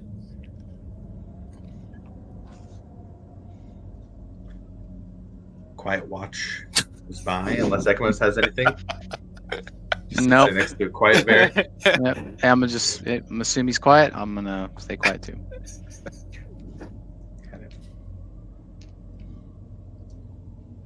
Ekamos, it would be time for you to change your watch with someone else. Yeah. Before I was gonna check in with Beelzebub. Oh sure, yeah. Yeah, just check on him, see what he's doing, and then check on Morgana. Yeah, so Beelzebub is still on the Alcantara. Mm-hmm. So is Morgana. It was the last song, and Captain Nora went off too. Vasselheim. So yeah, you check in with Beelzebub. He just kind of. How you doing, buddy? Full. Had a lot of wine, a lot of food. Good. How's everybody on the ship? Full. We ate a lot. We're just waiting here over near Ashaven. We're trying to get there. That's good. All right. Well, just whenever you guys wake up in the morning, check with Morgana and tell her that I said hi, and that I miss her, and we will be back soon. Okay. Got it. Miss you, buddy. He doesn't say anything back. Yep. And then I don't know who to wake up. Shit. He had to rest for that. I guess I'll wake up Alvor. Or do I? Did he already attune? You can wake him up and he can do that attuning, sure. I wake up and be like, "Hey, it's your watch, buddy. What? It's your watch. I'm toast." No. You said you had it. It's okay. I tried to roll had back first. over. Okay, you fucker. And I'll flick his ear and be like, "It's your watch, motherfucker." Oh, fine. And then I guess I get up. Okay, you get up. Varric's quietly sitting, looking out of the dome. Hey. What are you doing? Keeping it safe. Yeah. Would you like some company? Yeah, sure. Sweet. And then I'll just, I guess, I don't know if he's sitting or standing, but do the same next to him.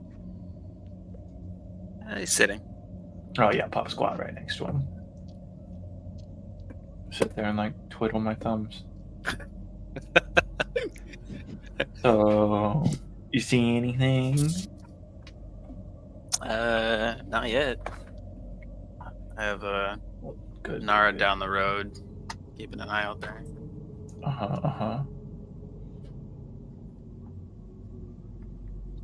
Wow. Okay. Any more crazy dreams? No, it's pretty quiet.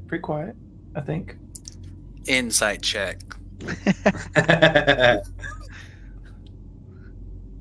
As an actual person, I don't remember Elivor having any crazy dreams recently. I don't think so either. Not since the last time, I think. It was a while ago that he had a neat mare. Yeah, I don't remember.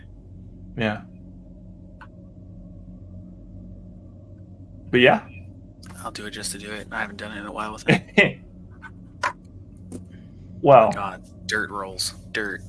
I was gonna say, Elivor would be, if he did have a crazy dream, he would definitely lie to you.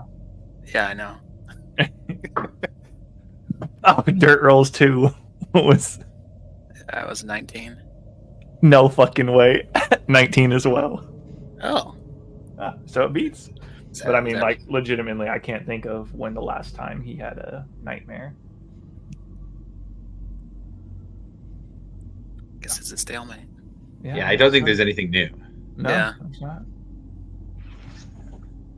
Like, yeah, no, nothing. So what you gonna do with this whole what's her face situation? Who's what's her face? Your friend, the prisoner from dinner. Oh, yeah, that's right. Well, can't just let her die, can I? I don't know. You tell me. I mean, I can, but then the whole conscience thing and whatnot, it would kind of suck. You have one. So, barely, it's there. It's trying to make a comeback. Can't guarantee that though, but yeah, try and save her. Maybe if not, kind of sucks because I'm sure she knows a lot of stuff and could be useful later on down the road. Yeah, I mean, don't know too much about your situation, so. That's nothing too crazy, Just revenge is all. It's fine. Standard. Pretty simple. Yeah, standard revenge. Ugh, I mean, you were there. Yeah, of course. Oh yeah. And we don't have to tell anybody else that you flat out failed, but I technically killed him. It was his stupid fucking ring that brought him back. I had him. I had technicalities that don't count. Is it? Everyone else got in my way too. It's okay. It won't happen again. We shall see. I don't like the lack of support here. What do you mean? I need you Oh, to for support me? me Oh. on my endeavors. Oh. I tell it how it is. Hello.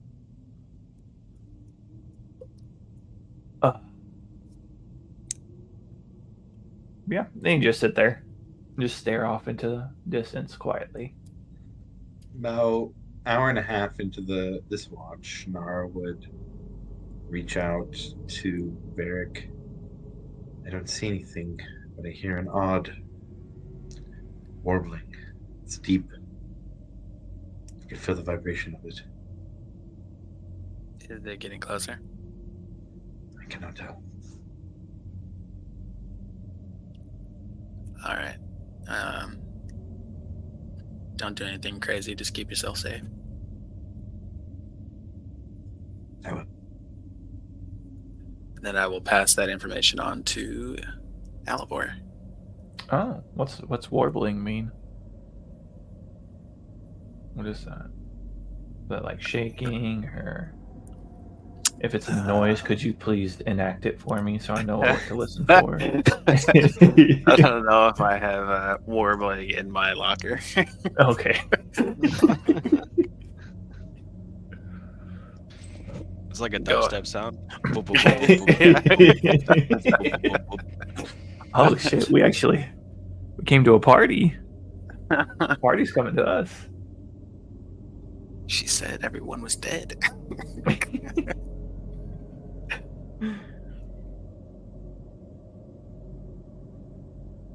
Fuck! What was?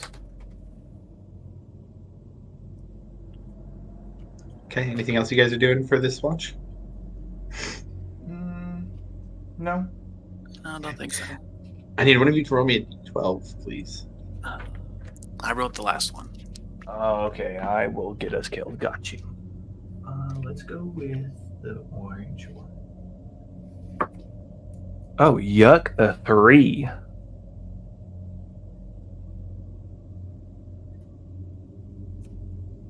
Okay.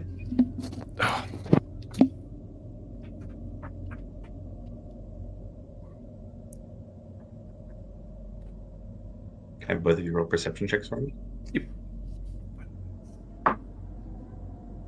That's not bad. 14. 17. Yeah, that's finally a halfway decent fucking roll here. Finally hit the double digits.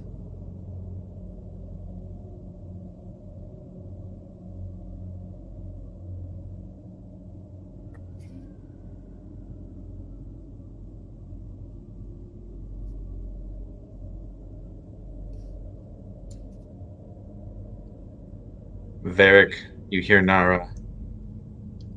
I think there's some kind of ape creature coming back. Do you want me to stay to confirm?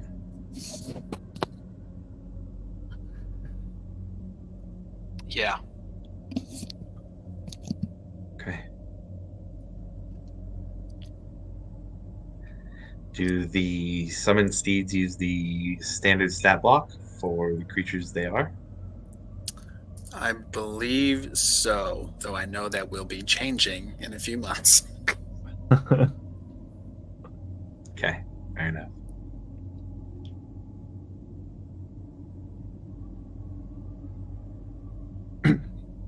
Yeah, it says the steed has the statistics of the chosen form, though it is celestial, fey, or fiend.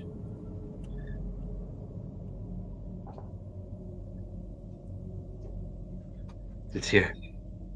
Varric, it's here. It's giant. All right, get out of there. Roll me a D100. Oh, Boy. I'm just gonna do it on here. Yeah.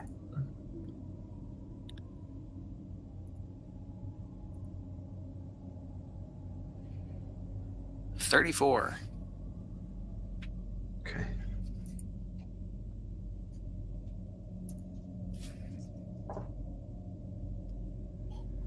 Right.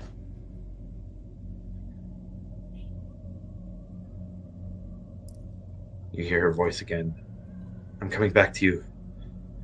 But it's going to chase me if I do. In that case, I am going to end the spell. Okay, you do so. 5 minutes pass and you hear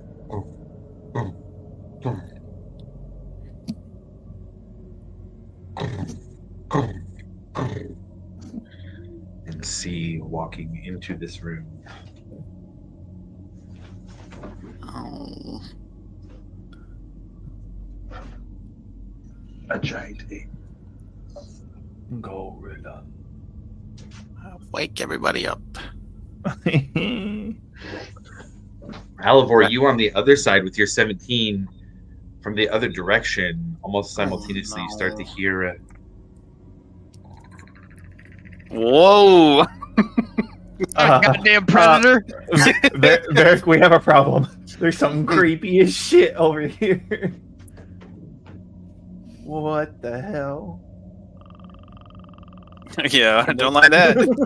Can they come into the tiny hut? Like, are they, like No, they no, can no, just no, see it? No, they just see No.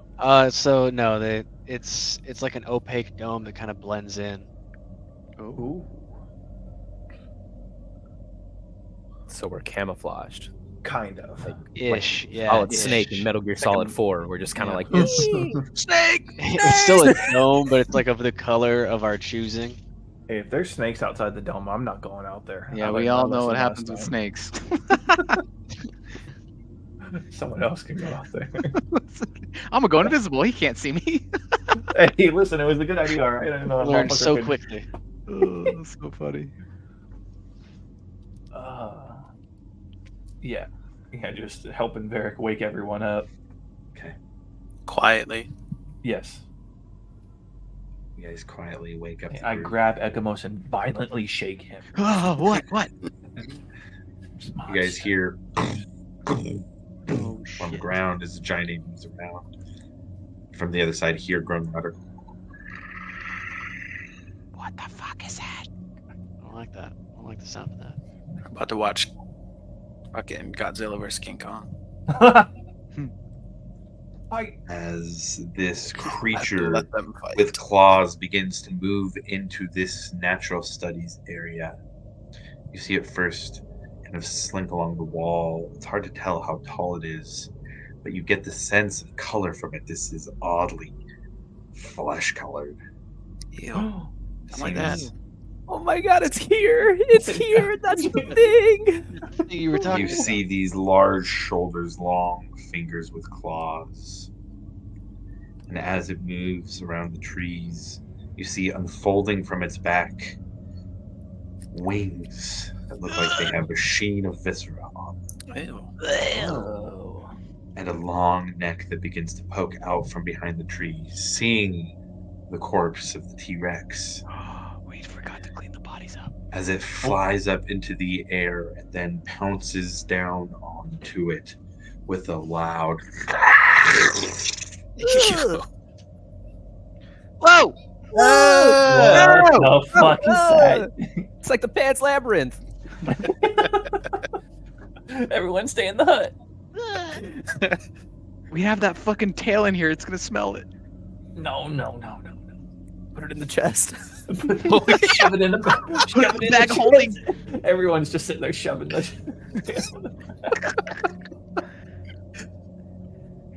Hopefully they just see each other and fight. Yeah, you know. Yeah, that would be it's nice. just But dinner, just a late night show, you know. I mean, if What are you guys doing? best case scenario, I am guys, you moving. guys want to wager? I'm on not bets? moving. yeah, fucking. Can we cast Statues, any? all of us. Can we cast any sort of spells and stuff in here? No. Yeah, you can't cast through it. You can cast in it. Shit, we can't cast through it. Okay.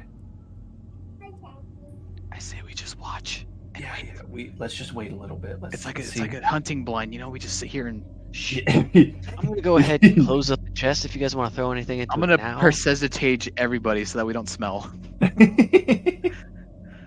Prestidigitation. Look, I'm gonna go close the chests. I'm closing up the chests. Anybody? Once Can we put the tail in there? if it'll fit, this is a 12 cubic feet, I think is what it says. You are chopping up like a sausage, dude. Just Get it in there, finally man. chop it and put it in there. So we're using the whole thing for meat. Okay, guys. All right, closing it up. And then I'm gonna make it small again, and then It's fine.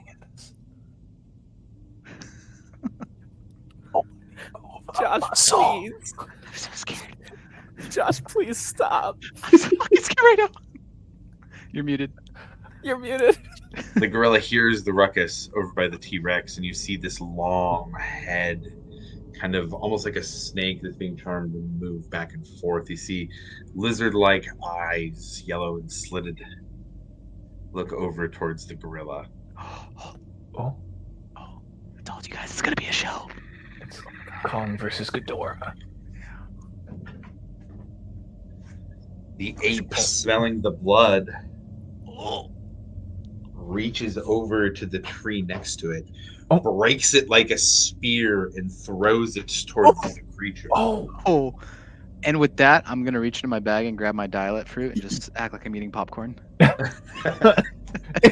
oh, somebody gonna do something? Somebody gonna join this fight? Okay, all right, cool. Watch it. I got mushrooms for everyone. I need to know if you guys are taking the mushrooms. That's a different situation if you do that. So this is gonna be one hell of a battle if we're I'm definitely not taking the mushrooms. No, Yeah, no, I wanna see this mushroom. down. That gets thrown over there, but misses. Put that with T-Rex. And as the flesh creature looks towards the gorilla, you see its eyes light up, and from its eyes, a 120-foot long, 5-foot wide line of fire blasts out towards the gorilla.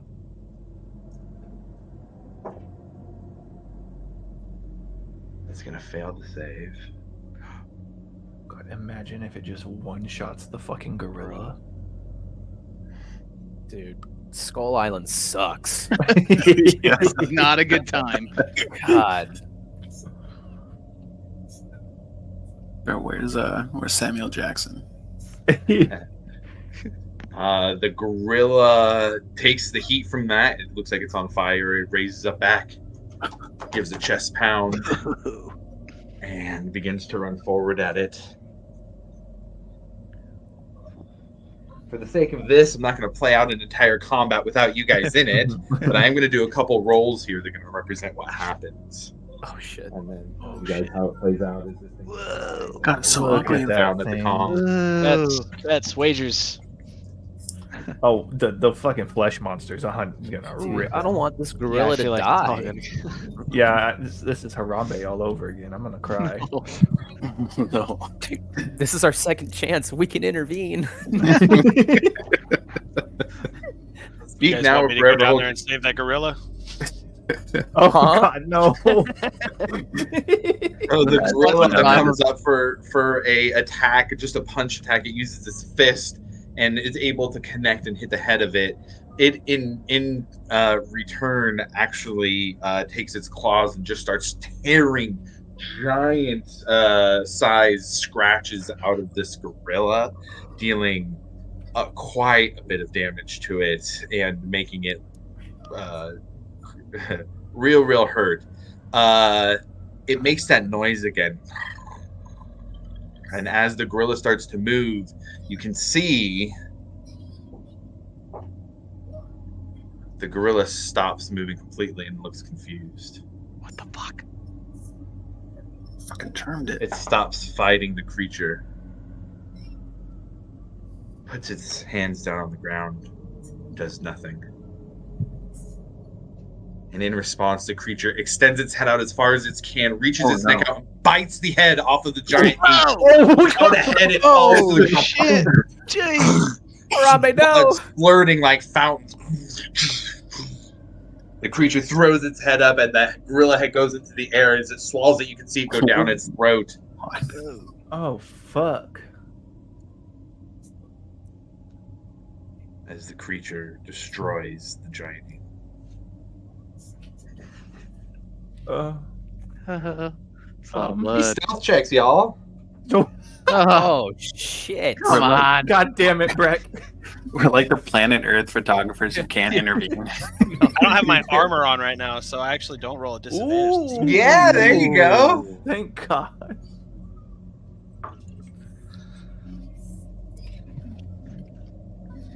Ooh, wait a minute. Check something real quick. Ooh, I got an 18. I got an 18 as well.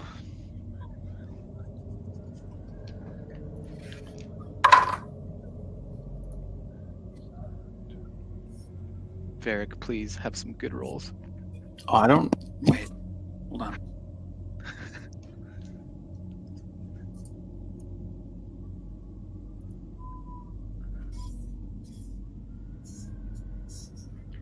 Yeah, I don't roll with disadvantage with this stuff. Either way, if you're not going to be wearing armor while you're resting, anyways. What's that? Either way, you're not going to be. Are you talking about disadvantage from armor? Yeah. Yeah, you're not going to be rolling with armor, anyways. So it doesn't matter. You won't get disadvantage. Wasn't I on watch? Even on watch, resting means not having armor on. Oof.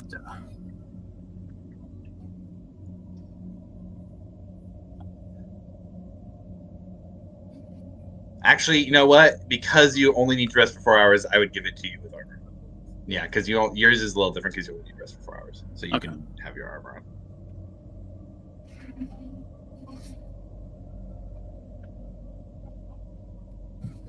So I heard 2 18s. 16 for me. Okay. Milo got like an 11. Such 30 for Grim. We're so dead. Grim's silent. You guys lose track of Grim. It's 24. I'm for not in the Alvor. story anymore.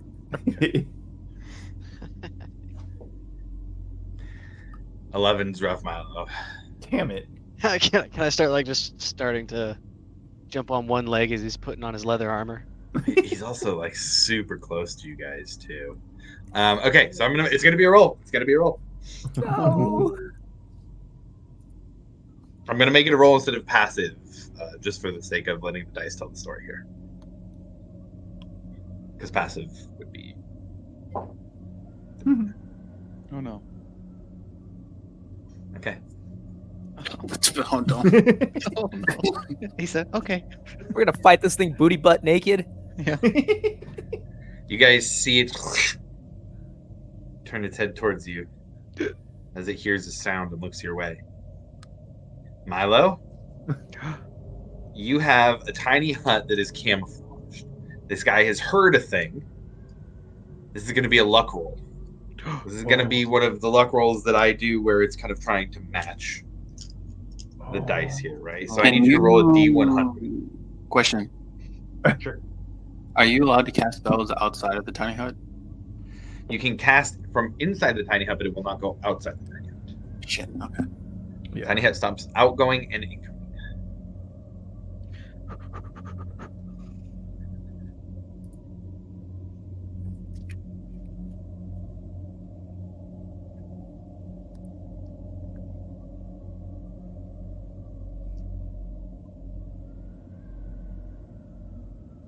So Milo, I'm looking for a D100 roll for you. Gotcha. And D100? this is a D100. This is a luck roll. This is to see if it can pick out the fact that there is something here in this opaque, weird situation.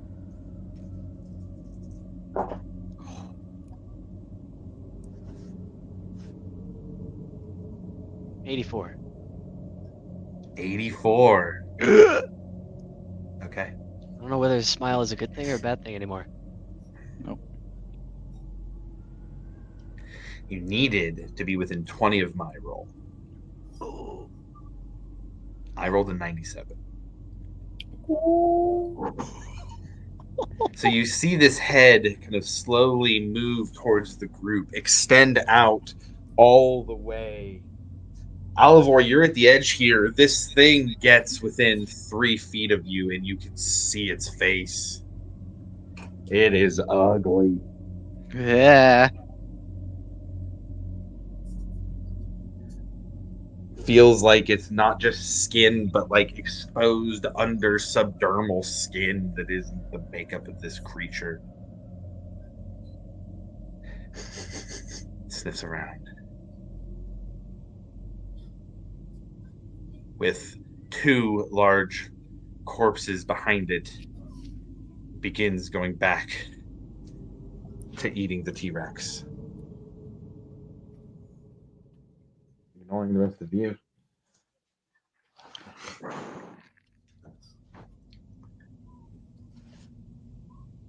What are you guys doing at this point? Same thing I was doing when I first saw it, not breathing.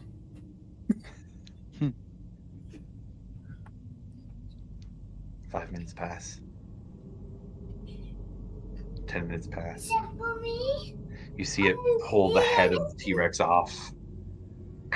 You're crunching the spine, almost like it's slurping spaghetti noodles. 15 minutes pass. 20 minutes pass. You hear once again.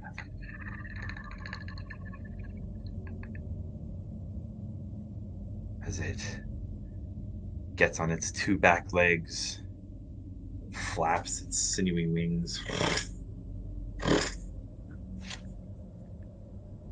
and moves back this way.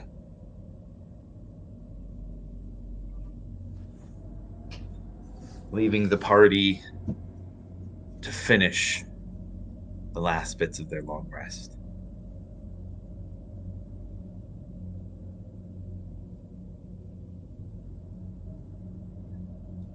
I'll let you guys mark the long rest here at this point. What a rest and a show, boys. It's just a collective exhale. Yeah. And I think that's a good time to end the session. We will snap back to when the party. What I'll say is, if anybody wants an opportunity to finish out those last 4 hours, if there's any conversations that want to be had, we can do that. Otherwise, Did you see that, Johnny? I'm assuming, is that the thing that I saw that I ran away from? The thing. That's the thing. That's the No. fucking thing, dude. I would have ran too, dude. But I don't even know where we are, so I don't know how far away it is from where I saw it, but that thing Based came on where out. you were and where you guys are now, it would have to be able to fly over or have some other way of getting through the stasis fields that you don't know about. Based on what you've been told so far from the person you've been talking to. Dude, that thing killed King Kong, man. Came over, man. Came over, dude. And with that, we'll just end the session there. All right. Housekeeping. We got music from a couple different places in our session today. Filmmusic.io is one of those places. Information down the panels. For any songs about film music. Also use music from the folks at Critical Role. They've got great music. They let other live streamers use it. So we use it because it's great. Thanks to them. Check out the information down in the panels as well. Catch you in a couple weeks to see what happens next up here in Zemniaz, the floating island in the sky. Catch you next time.